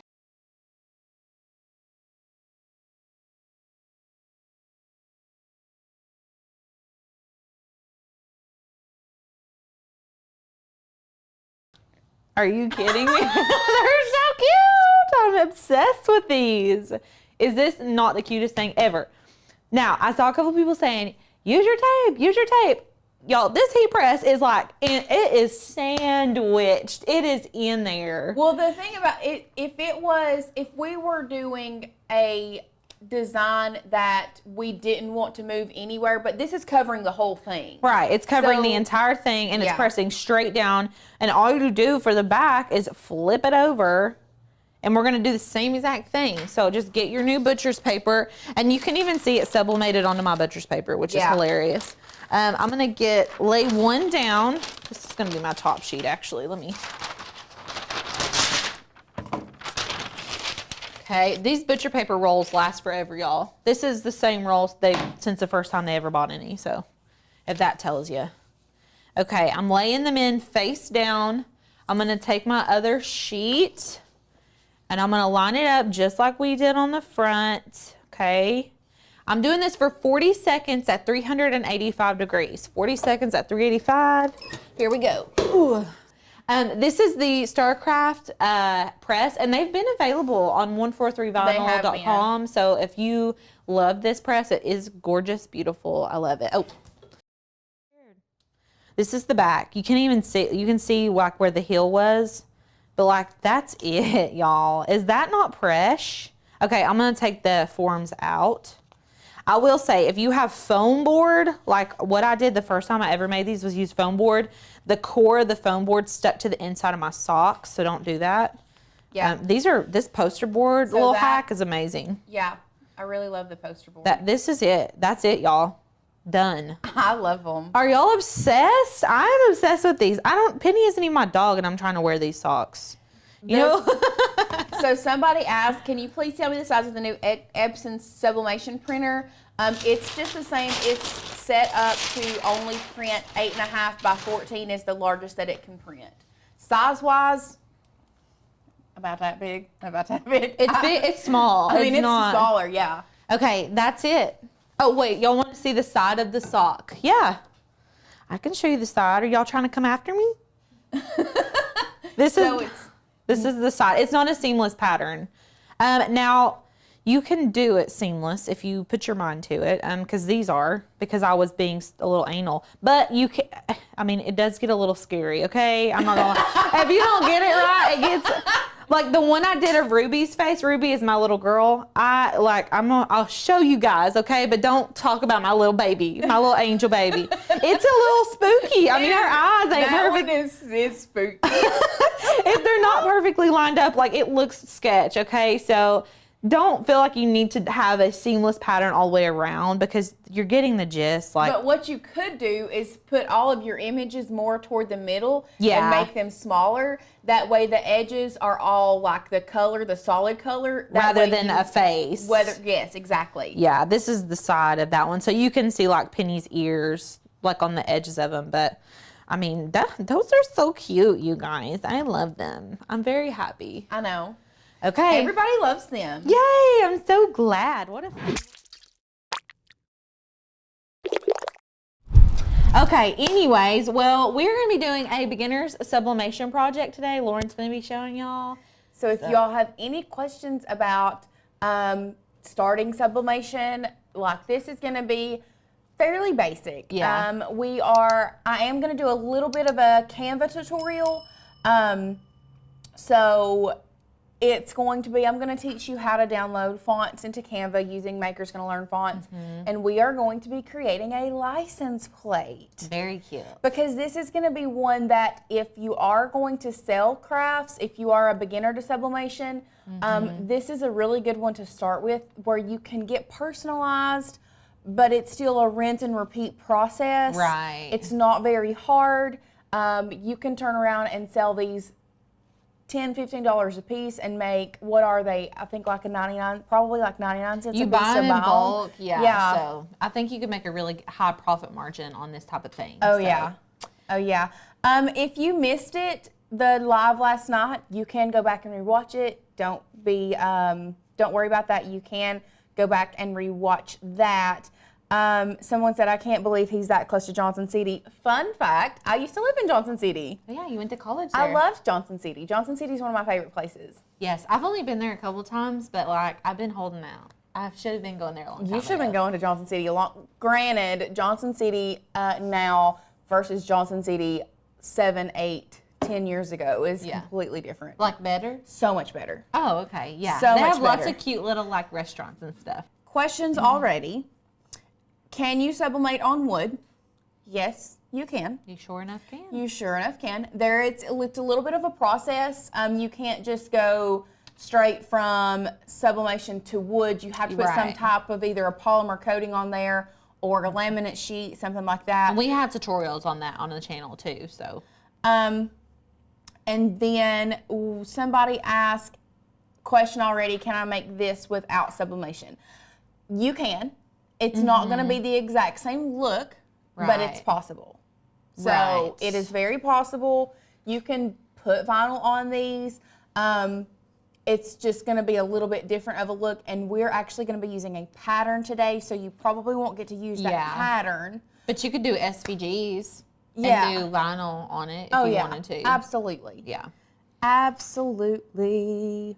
Okay. Okay, so if you all are ready to jump in, we're going to go ahead and head over here, and we will jump into our project. So as you can see, we honestly have very minimal supplies today. My computer's on here just because I have to print from this computer, or from this printer. This is our Epson SureColor printer. If you all have been here for a while, you know that we really enjoy this Epson SureColor printer. This is Epson's kind of like at-home printer that is specifically for sublimation. It is the SureColor F170. It's so easy and so simple to set up. I have not personally set it up on our computer that we have here in the studio because I'm going to be, we are actually updating. I'm in the process of updating our sublimation course. So I'm going to be teaching you how to set up this specific printer on this computer. So I don't want to set it up yet because I want to do it in the video. I understand if you can't purchase a sub printer right now, they can be very expensive. The Eco Tanks are probably your best bet. It's the cheapest way is with the Eco Tank, and then the StarCraft ink is great because they already have the nozzle with the key in it. Yeah. But anyway, this one, if you are going to invest, I think this one runs around $400, which is it is an investment. It's expensive, but it really can truly pay for itself very quickly. It has a lot of good functionality for sublimation. Absolutely. And it prints so good, like the color matching. Yes. There's lots of good things about it. It automatically mirrors your image. So I really love that printer. I've just recently been using it a lot more, and I really, really like it. And it's one of those things, like, the one thing about this printer that I'm not the biggest fan of is that the largest it will print is 8.5 by 14. Oh, yeah. So that's the only drawback. If they had this in a wide format, there is literally, like, I don't know what has kept them from, like, what is Epson, what is stopping you from doing this in a wide format? Right, right. Because you know that people that are sublimating are printing wide format often. Oh, all the would time. Assume. All the time. So, of course, we have our sub printer. Whichever one you have, it's great. We're just using this Epson SureColor today. We have the license plate blanks.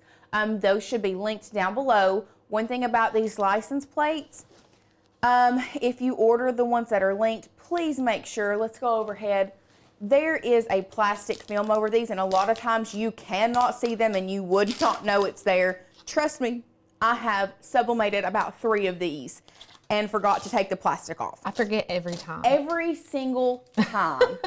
Every single time. Just when you get them, just take them all off. Yep. Just when you get them, take the plastic off of all of them.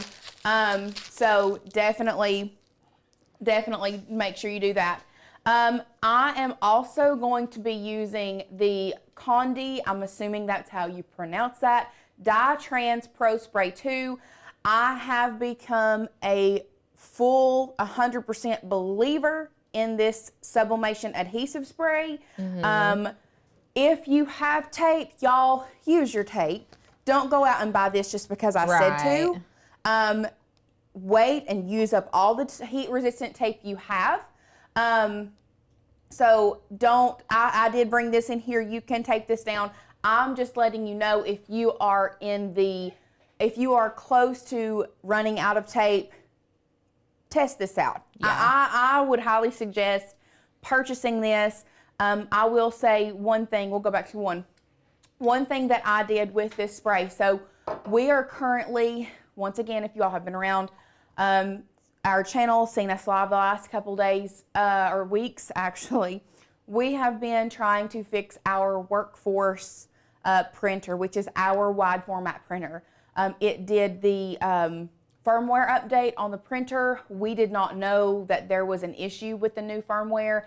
Now it is not recognizing our cartridges because they're not Epson cartridges. So once again, we are in the process of trying to fix that. So in the meantime, we are having to piece together our larger images.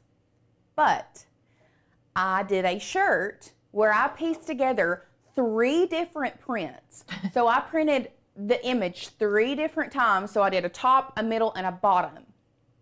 Used this, the Dye Trans Pro spray. So this is the Sublimation adhesive spray. Sprayed it on the shirt. Hear me out.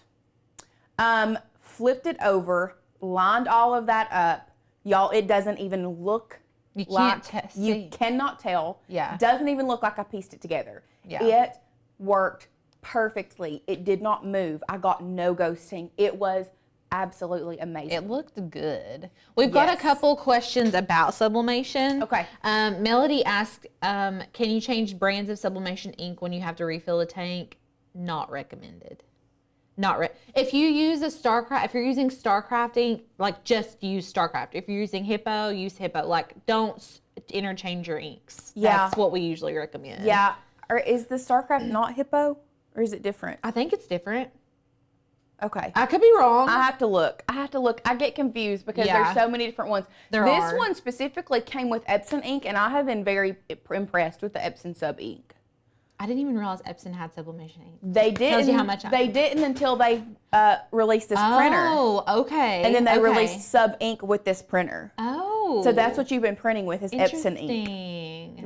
This does not have StarCraft in it. Honestly, y'all, that's a good, if you're going to do sublimation, you're going to buy a printer. If you're going to start somewhere, yeah, because you don't have to with convert ease it. of setup. Right. It's already ready to go for you. It comes with ink. Yes. I don't know that if you can see these ink levels.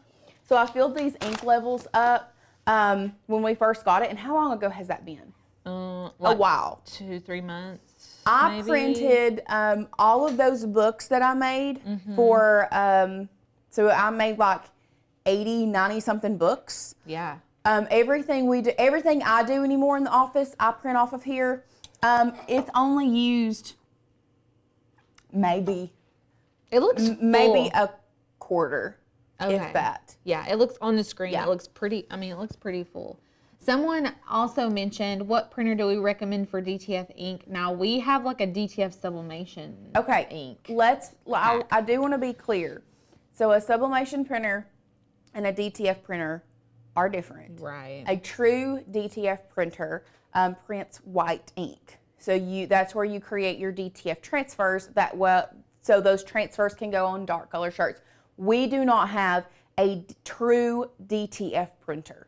Yeah. Okay. So we have not tested a DTF printer. We don't have one. Don't really know which brands they have. I know there's a lot of different brands out there. I have researched, but we don't have anything. Now we have done sublimation with the DTF powder on DTF film, but that is still not true DTF. But we're just going to focus on sublimation today. Yes. So any advice on brown heat resistant tape leaving marks on blanks? Do you have any solid advice for that? I have only ever used, this is the heat transfer tape, and we'll go overhead, that we've ever used. It's like a yellowy brown on it, but I've never had any issues with it personally leaving marks on things. Have you? No, but I've purchased shirts that have marks on it. Really? Like I have ordered a shirt like from someone? Probably a couple years ago though. And if I had to guess, they're using Cricut brand. if I had a guess, they're using Cricut brand heat transfer tape. I don't know what brand you're using. If it's Cricut brand, I'm going to go ahead and suggest to get on the 143 Vinyl's website and just order their heat resistant tape. We haven't had issues. This came from Amazon, didn't it? Oh, did it? Oh, okay. I've ordered some from Amazon. Then let me say this, non-Cricut brand. Yes. Try non-Cricut brand if that's what you're using. Or just go with the spray. Or try the spray. Because honestly, my biggest concern with the spray was that it was going to leave a residue, like a sticky residue on everything that I did. It does not, because what happens is when it heats up, when the heat press heats it up, it's like it evaporates. Yeah. It's crazy. It is crazy. It's insane. And it's sticky, y'all. It's like really sticky, so.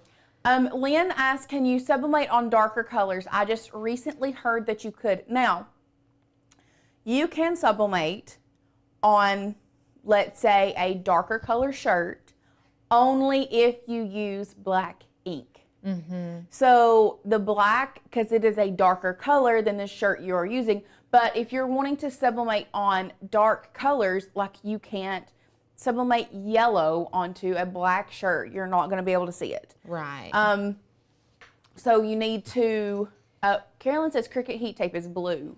Oh, then it's not Cricut heat tape that she's using. Yeah. Okay. I thought they had a brown one for some reason in my brain, but we don't use it, so I guess I wouldn't really know. Okay, so Kathy says, I have the Epson 170, which is the one that we have. I'm sort of new at this. I cannot get it to print larger than 3.5 by 3, and it mirrors automatically. Yes, okay. One thing about this specific printer, the Epson SureColor F170, it took me like 3 times printing through to realize that it does mirror automatically. We were like, what is going on? Because I was mirroring my image, and then I was printing, and it was coming out correct, and I was like, what am I doing wrong? Like, Alicia, will you please come check me? There is a setting when you go to your print settings. If you go to page layout, there is a button on the bottom that automatically stays checked for mirror image. And so if you already have a pre-mirrored image, you're going to have to make sure you go in there and change that every time you print. Let me go back on my Cricut heat tape. I feel bad. Carolyn said it's blue, and she's never had issues. So my other theory about the brown tape coloring is overheating. Could be. Too high of heat for too long could potentially cause your tape to leave brown marks. That's or my too other much theory. pressure. Or too much pressure. Yeah. Those are our theories on that. Lots of people love the blue tape. So, okay. Anyway, so these are our materials. Of course, we have our butcher paper. I did forget to talk about our butcher paper. Always have butcher paper on hand. As you can see, we are starting to get low here in our office. So we are going to need more. And then, of course, we have our heat press. Now, this is something that you don't specifically have to have a large heat press for because our license plates are smaller. You could probably do this on let's go ahead and get a measurement on this and see, because I don't remember the measurement, so we're just going to... Where did you get your sublimation spray, Lauren? It wasn't off Amazon, was it? No. So this is a 12. So you could... I was just trying to think, if you have a Cricut press and you don't have a heat press yet, you could use the 12 by 12 press that Cricut has, not the 9 by 9. I got this. Let me just go ahead and pull this up. The parchment paper we just got from Amazon. If you will just, not parchment paper, butcher's paper. If you will just search butcher's paper on Amazon, I suggest using the white. They do have a pink butcher's paper. I wouldn't go there with it. I just wouldn't try it. They also have a brown butcher's paper. Once again, I would just blah, blah, blah, blah, blah, blah. Words are so hard today. I would specifically go with white. So I'm going to find where I got the spray because the spray is not linked down below. I do know that because I made this list. I can find it for you before I got the spray. But I want to. So the place that I got it from is if you go to the Condi website. So if you go to this website, you can purchase it straight from here, but it's like the reason that I purchased it from somebody else is because it was, they were going to make me, like, charge me a freight fee, and like I had to be somewhere. Like I only wanted one bottle. I didn't want a whole case of this stuff.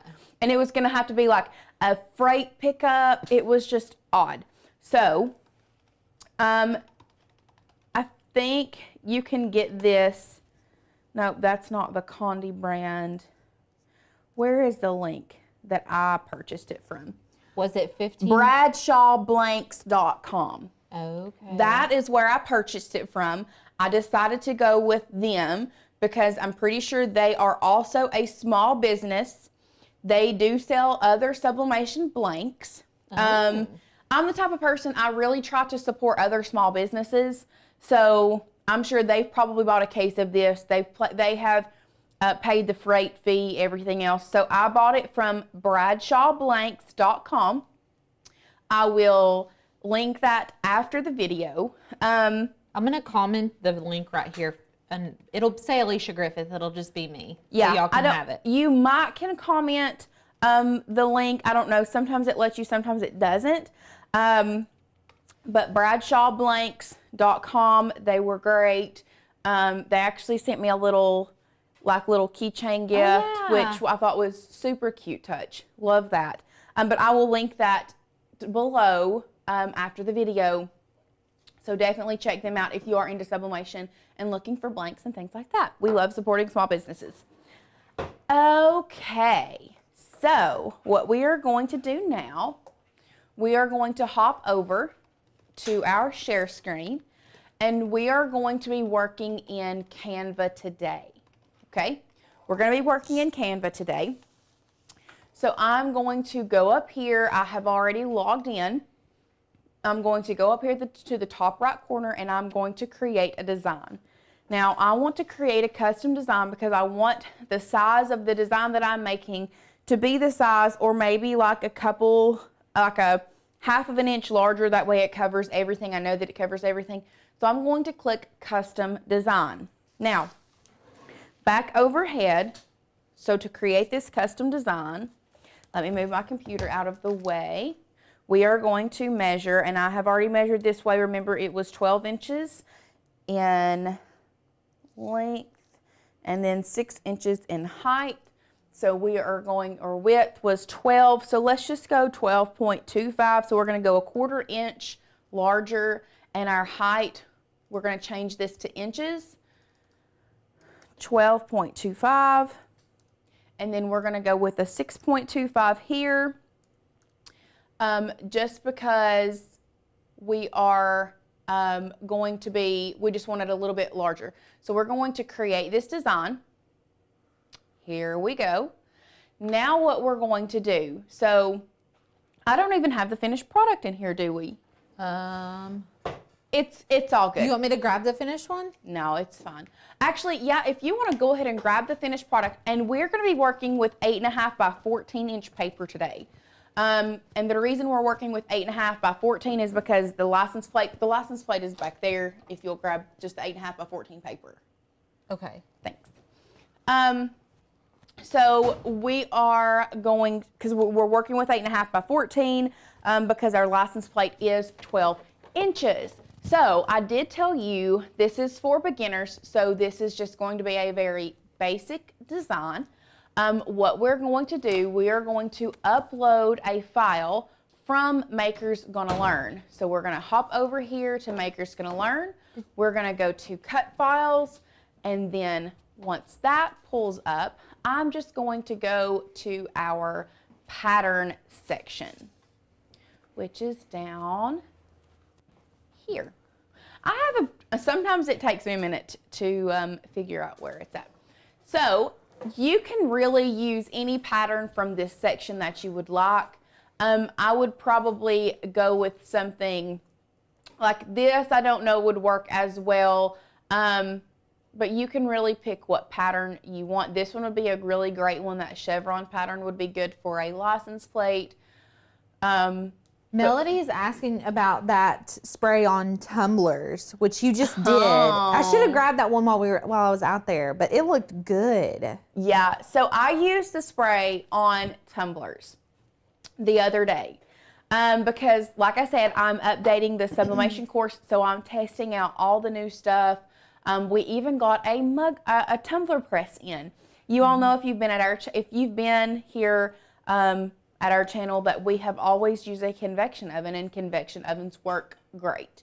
We still love a good convection oven. Yes. But let me tell you, the spray with a mug press was, honest to goodness, probably the best seam we've got. Yeah, I would say best seam for sure, and like much easier. Like it was just a little bit less foolproof. You know what I mean? Like, or it was foolproof. Like you were able to do it, and there was not a lot of room for mistake. Yeah. But anyway, for this project, we are going to be using this floral design here in Maker's Gonna Learn. So what we are going to do, we are going to download that. That's going to be a zip file here. Then what we're going to do, we are going to go back to our over here to our design. We're going to upload a file. We are going to go to today. Why is that not? Whenever you unzip it, click on the file again to all the way open it. Okay. And then it should be in your recents. Downloads. Where did it go? Where did it go? It was literally just right there. There it is. Floral PNG. There we go. It's completely opened. So now we're going to go back, upload a file. It is still not doing it. Is it in your recent folder? There it is. Open. That's going to download. Then what we're going to do, we're going to select this. Then we'll go to elements here in a minute. We are going to place this, and we are just going to completely cover this whole thing. Okay? Cute. So we just want we want it to completely cover the size of the design we're working with. From there, we are going to grab a shape. Okay? So it automatically comes in with this color. You can come up here. We have different colors loaded. You can go to here. You can pre-select colors. I love that airdropper tool. That's my favorite tool to match things. Like when you click the little dropper and then... So if you click this dropper, let's say we wanted to, here we could do the pink. We've got this burgundy color, maroon. We have a yellow. We have a green. We have a blue. What do we think we want to go with? Ooh, I like that peachy color. You like this one down here? Just or the this one here. Not that one, the other one. This one. Yeah, the peachy, orangey, yellow, whatever you want to call that. This one? Yeah. That's yellow. That's not peach, is it? It's very peachy orange to me, not yellow. I see it more as like it looks way lighter up here than it does on my screen. My screen is very like peachy orange. Huh. What you're looking at is like a pink mauve. Okay, so it is more on the orange side.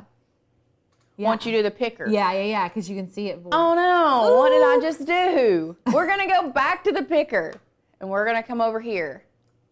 Cute. And boom, you can color match all of your stuff.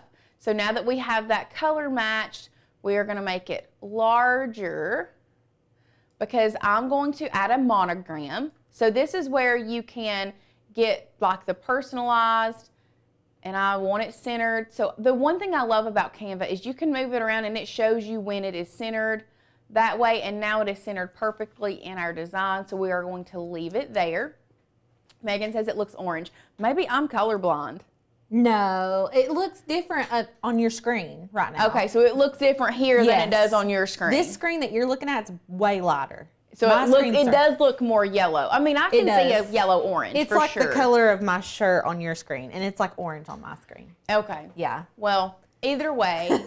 Either way, you can choose. You can use this little eye. If you go here to the colors, you can use the eyedropper tool, and you can choose what color you want. So let's just say if we wanted it to be this green color. Ooh, pretty. Pop it there. Or let's see what the maroon looks like. This is my favorite design hack, especially when you're making your own designs, because it really allows you to not get a close color, but get an exact color. And I love that dropper tool. Nope, this is the one I'm going with. That's and cute. I will do the peachy letters. Cute. Because I feel like it being close to this peach right here. It was like not right. It was not doing it right. Okay. So now that we have chosen our color, now I'm going to teach you how to upload a font from Maker's Gonna Learn. So let's just go back to Maker's Gonna Learn. We're gonna go to our fonts. I honestly don't remember what font I used. Let me see. I think it's Conscience, maybe. Conscience. Yeah. It should be linked down below, but so that I know that I'm uploading a new font, we will choose one. I think I want to go with Little Lovey. This is one of our new ones. Little Lovey is a new font, so I think I want to go with Little Lovey. Someone had a question. You don't have to have a sublimation printer for this. We were talking earlier, you could just apply vinyl. The pattern would be hard to apply that way, but you could do like a printable vinyl situation, I feel like. And maybe wrap it? Yeah, or like a waterproof printable vinyl. Do they make that? I don't know. What I would do if I was doing this, and I didn't have sublimation, obviously this pattern, it's not gonna work because I think we only have it in a PNG. So I would do something different on the back, or even buy a mirrored. You don't have to buy these specific white ones. License plate. You don't have to buy a white license plate if you are doing it with vinyl. You could buy different colors. You could buy the mirrored, whatever. And then I would create a design I would create my design in Cricut Design Space, Silhouette Studio, whatever software you use, and cut all my vinyl on my Cricut. Yeah. Or your machine. So anyway, today we are specifically talking about sublimation because this is like the beginner. So if anybody has any questions. Did I choose a specific template in Canva? Maria, no. What I did was from home, I clicked create a design, and then if you go to create a design, I go down here to custom size, and then I measured my license plate, and I made it 1/4 of an inch wider and 1/4 of an inch taller. That way it's going to overhang just a little bit. So this is what I did. You can do HTV on a license plate if you didn't have that, and that would be a lot easier to layer HTV than layer permanent vinyl. Oh yeah, that would be great. Okay, back to our design. We're over here in Maker's Gonna Learn. We are going to download Little Lovey. We're going to open it up as a zip file. We are going to completely open it up, and we are going to install the font into our font book. So now it is on our computer. Does that have glyphs? First of all, does this font have glyphs? I need to see them. I need to see if it does. I'm obsessed with this font. Oh, it has some. No, your basic ones. I don't think it has. Audibly gasps. Audible gasp. Y'all. These letters. If you haven't watched our video on how to find glyphs, go watch it, and then, not right now, but later. I haven't used glyphs a lot, but I just knew that font would have glyphs because it looks like a glyphy font. It does. You know what I'm saying? Some fonts just look like they have lots of cute glyphs. Yes. So once we have uploaded that, do you have to be a Canva Pro member to upload fonts into Canva? No. Not that I'm aware of. Not that I'm aware of. But I've only ever worked in Canva Pro. I've worked in Basic, but it's been a long time. I feel like I didn't have to have the Pro version. I need to look. I'm going to look and see if I can see. Okay, so I'm going to teach you how to upload a font. Remember, we're uploading Little Lovey into Canva. So once you click on text here, you go to Untitled Brand Kit, go to Edit, and then you can upload a font. You do have to have a Pro membership. So you do have to have Canva Pro to upload. However, Canva has a lot of great options with the basic access. With Correct. basic. But this is just using Maker's Gonna Learn. So if you want to use the Maker's Gonna Learn fonts, you do have to have the Canva Pro. Honestly, if you are sublimating, if you are a beginner with sublimation, I would go ahead and make the purchase for Canva Pro. Yeah. Go ahead and grab that, because it's just a good resource to have. it is a great resource. Not only if you are beginner in sublimation, but if I've seen a lot of our friends that are on here talked about the selling course starting to sell their crafts, having Canva Pro and being able to create different things in there, like whether social it's media posts, mock-ups. There's so many different things you can do with Canva Pro if you are trying to sell your craft. For sure. But anyway, we're going to upload the font. We are going to go to... Diana said that she's... listen, I just Googled it. I Googled, can you add fonts to Canva? Can you upload your own fonts? And it says, yes, you can add fonts to Canva, but the ability only comes with the Canva Pro. That was my Google search. So if you're not a pro and you're uploading fonts, let us know. I'm not understanding why it's not allowing me Did you install I did install it. I did install it. Go back and...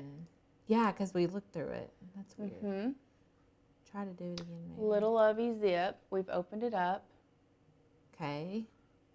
Don't know where it just went. We're just going to search it. We have a basic Canva tutorial coming out. Also, I feel like everything I'm saying today is coming out wrong. Not meaning for it to. Let's try to install it again. I did install it. Right there it is. You did. That's so weird. I did. So did. Okay. We're just going to exit out of all this stuff. We have a lot of stuff open. We're going to cancel. We're going to try it again. Okay, go recents. There is no recents. That's a lie. What a lie. Can you just search Lovey? Well, right there it is. Like for the unzipped portion. Oh, there it is. There she is. Sometimes, y'all, it does. Please confirm the following. Yes, it is ours. If you are Maker's Gonna Learn member, you have access to use that. So there we go. Got it. Bravo. Bravo. Diana said, I believe you, but I'm going to have to go try. Maybe I'm wrong. Let us know, Diana. Okay. So we now have it. You see Little Lovey Regular. So now what we're going to do, we're going to add a heading. We're going to go to here. We're going to search Little Lovey. And you don't have to refresh Canva when you upload fonts. No, like you do in Design shouldn't have Space. to. So we are, did you say, do you want, no, you wanted one with your, I think Sadie needs a new license plate. Sadie had a monogram license plate, but she took it out. She was like, no more. It was black and red. Oh yeah, this one's cute. This is a very cute little. Okay, so what I'm doing, I'm just gonna like hand place my monogram. This is the easiest way that I have found to do it. So we are going to, I think I want it right there. The L may be a little large. We're gonna add an, again, Little Lovey, S for Sadie. We're gonna pull this over here. Now, if you all know with monograms, you the last name goes in the middle, and we may have to move this L over just a smidgen. And then all I'm going to do here is I'm going to Command C and V. Well, normally I can just I can copy and paste. Let's see if we can go here. Copy, and then we're just going to paste. You can always just hit the duplicate button. Okay, where's that at? It just select the letter and then that little, it's like the two, yeah. Oh. Oh, it duplicated It just duplicated this one. Okay. There. There we go. Duplicate. And then bring this guy down. Still think this guy's a little bigger than our S. And if you ever want like exact size, you can just select that S and see what the font is. 149, that's 124. But sometimes if you do the same, see, this says 149. This is 149. Why? Can you duplicate the S and then see what it looks like? Like, and then and change it to an L and see if it does the same size. That is so weird. Oh, why does it do that? I don't know. It's a lot. That's confusing. Let me try this. That bothers me. I want to like. Okay, maybe that's it. Okay. My L was a capital L. My S was a lowercase s. Oh. That's it. Okay. I was like, what? Yeah. So anyway, basically what you're going to do is you're going to come in here. Do we like it better with a lowercase L? No. It just looks like a 1 to me. They don't look good. Okay. No. We're going to make this a little smaller. The second So L is the middle initial, yes. The second, so Sadie's name is Sadie Lee Lewis. That's why, so the last name goes in the middle name here, first name here. So we went down to 133 is the same size as this one. I think I want this down, and then we're gonna, I think I like that. Yes, no, maybe? Yes. Okay. I'm so like at a now weird we're angle. gonna change the colors. So I'm gonna once again come up here. We're gonna go to our picker. I don't know. Ooh, That's cute. pretty. That maroon is very pretty. And then once you have selected and changed that one color, you can select them all. Do we want to try it in the peach? I don't think the peach is going to look as contrasty, but try it. No. You can't see it. Green? No. Sadie, you like the maroon the best? So what we're going to do now, I'm going to download this. I am going to... I'm trying to think of how I can download it and then get to it from my computer. So what you would do is you're going to download it. Then from there, it's going to open up. Here you go. AirDrop it. AirDrop it. I'm going to AirDrop it to my computer because I'm going to have to print it from my computer. I have not printed it yet. If you were, I'm going to pop it over to yours. Okay.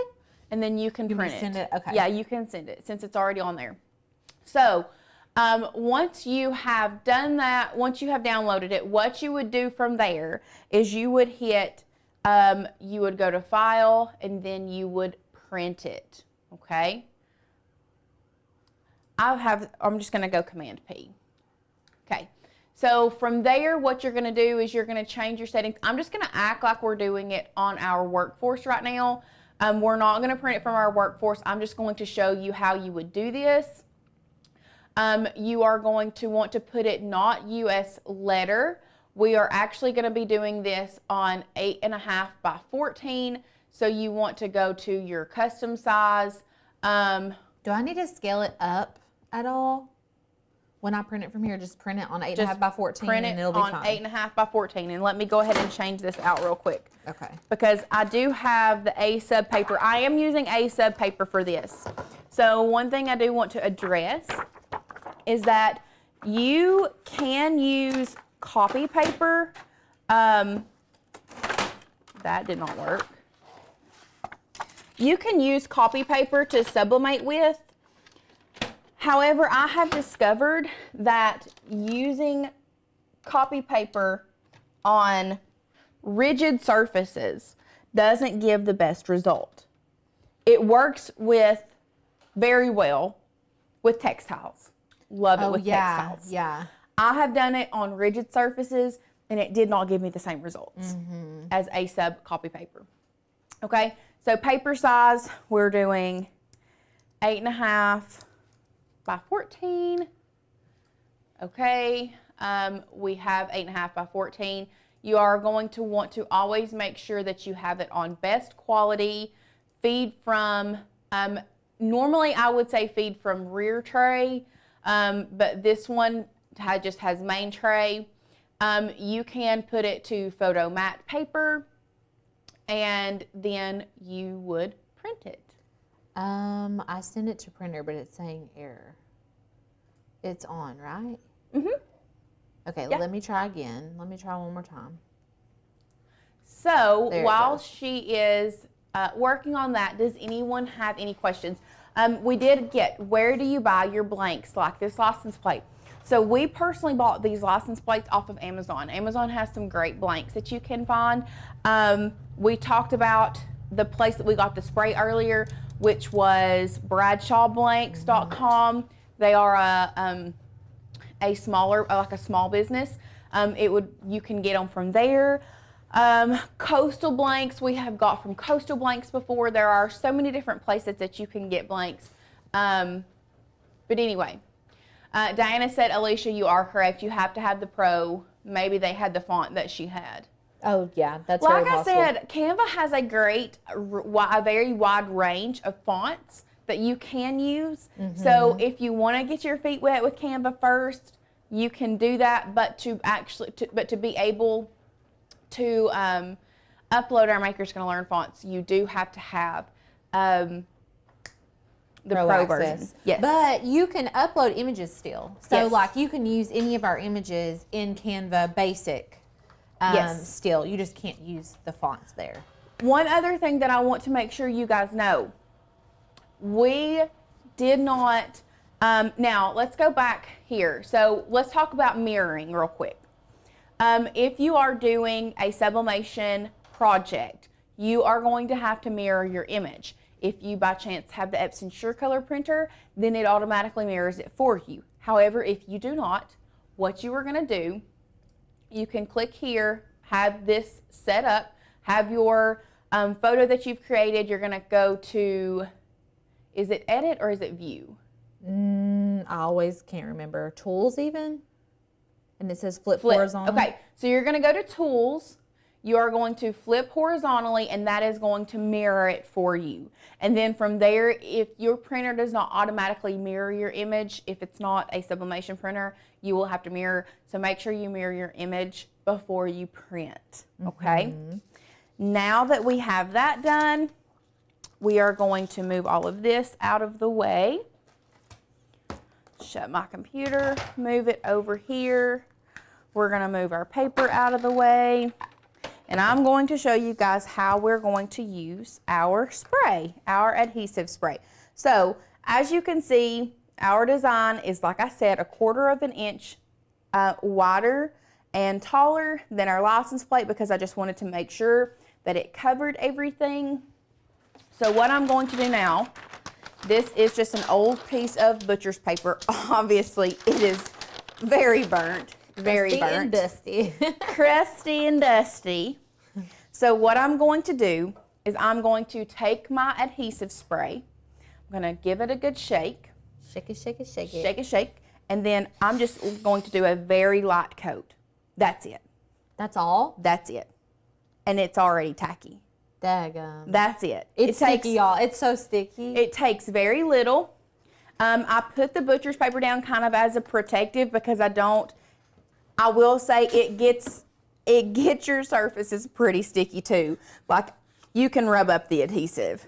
So it'll come off if you just rub it. It will come off if you wash it. But we're going to let that dry, and then from there, I'm going to come here. I'm going to lay my blank down, press it on, and that's it. That's all she wrote. That's all she wrote. It's stuck. I need to make a new license plate too. Look at that. That is on there. I'm telling y'all, this adhesive spray is where it's at. That's cool. So I'm going to put my crusty, dusty butcher's paper back over here. I'll bring this more in view. We are pressing at a heat of 385. So I'm going to place my license plate with the sublimation printed up toward the plate. Tear us off another piece of butcher's paper. Place it down, and we're going to press this for 60 seconds. And generally speaking, you're going to want to put your printed image up like Lauren did. There's like very, very few exceptions to that. the one Lauren's been testing out ceramic tiles. Yeah, so what I just did, just so you guys know, can they see this in the shot? So this, for this heat press, this adjusts my pressure here and here. I have been working with tile, so it was up, it didn't have as much pressure. So I adjusted my pressure down so it had more pressure. That way it really gets on there, and that's a little too much pressure. We're gonna come up off of it just a little bit.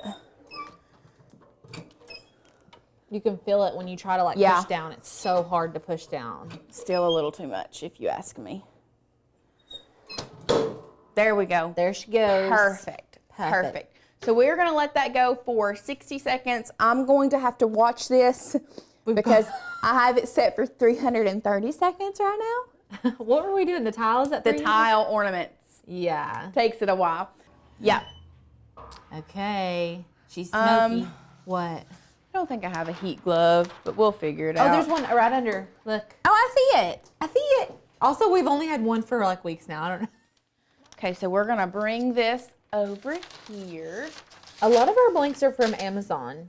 We get a lot. Yes, we get a ton of blanks from Amazon. The link for the spray is not in the description, but we did have it above. It's from bradshawblanks.com. Yes.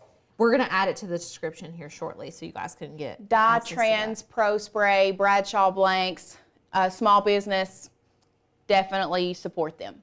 I'm really curious how this comes off. Oh, it just comes right off. Just comes right off. Yep. That is a fun time. Now, one thing, it's already cooled down.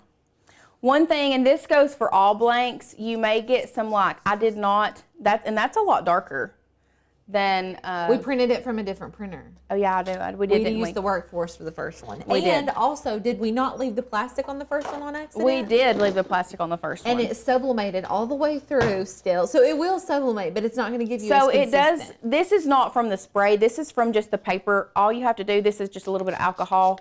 I'm just spraying this down and then wiping it off. That looks good. I'm just seeing it on my screen. That's beauty. Y'all, you can sell these. You can sell the crap out of these. Literally keep the same concept. Let me pick it up. Keep the same concept. You already have this. It will be in your Canva. All you have to do is rinse and repeat and go in there and change the letters. Literally. Do you realize how easy this is? Literally so Literally so easy. Honestly, Lauren, you could sublimate without the letters and have your blanks ready. And then when people order them, you can apply permanent vinyl to the monogram area. You could go ahead and pre-make all of your blanks and have them ready if you wanted to. If you wanted to. That's just another option. Yeah. I personally wouldn't because I don't like to pre-make things. I like to make to order. Yeah. But just an option, just a thought. But you can sell those. Those are very, very cute. I'm obsessed with it. I'm obsessed. I'm even more obsessed with it than I was the very first one. Sadie can't have it. I want to have it. Sadie can't have it. Even though it's got her Sadie's name initials on it. That's so cute. Everyone loves it. Megan says, oh my word, that's gorge. Really like it. Love it. Adore it. I love it. And these Let me see. That looks so. I mean, they're like just. Wow. Wow. It's so cute. Like the colors look good. I mean, I'm obsessed. I know.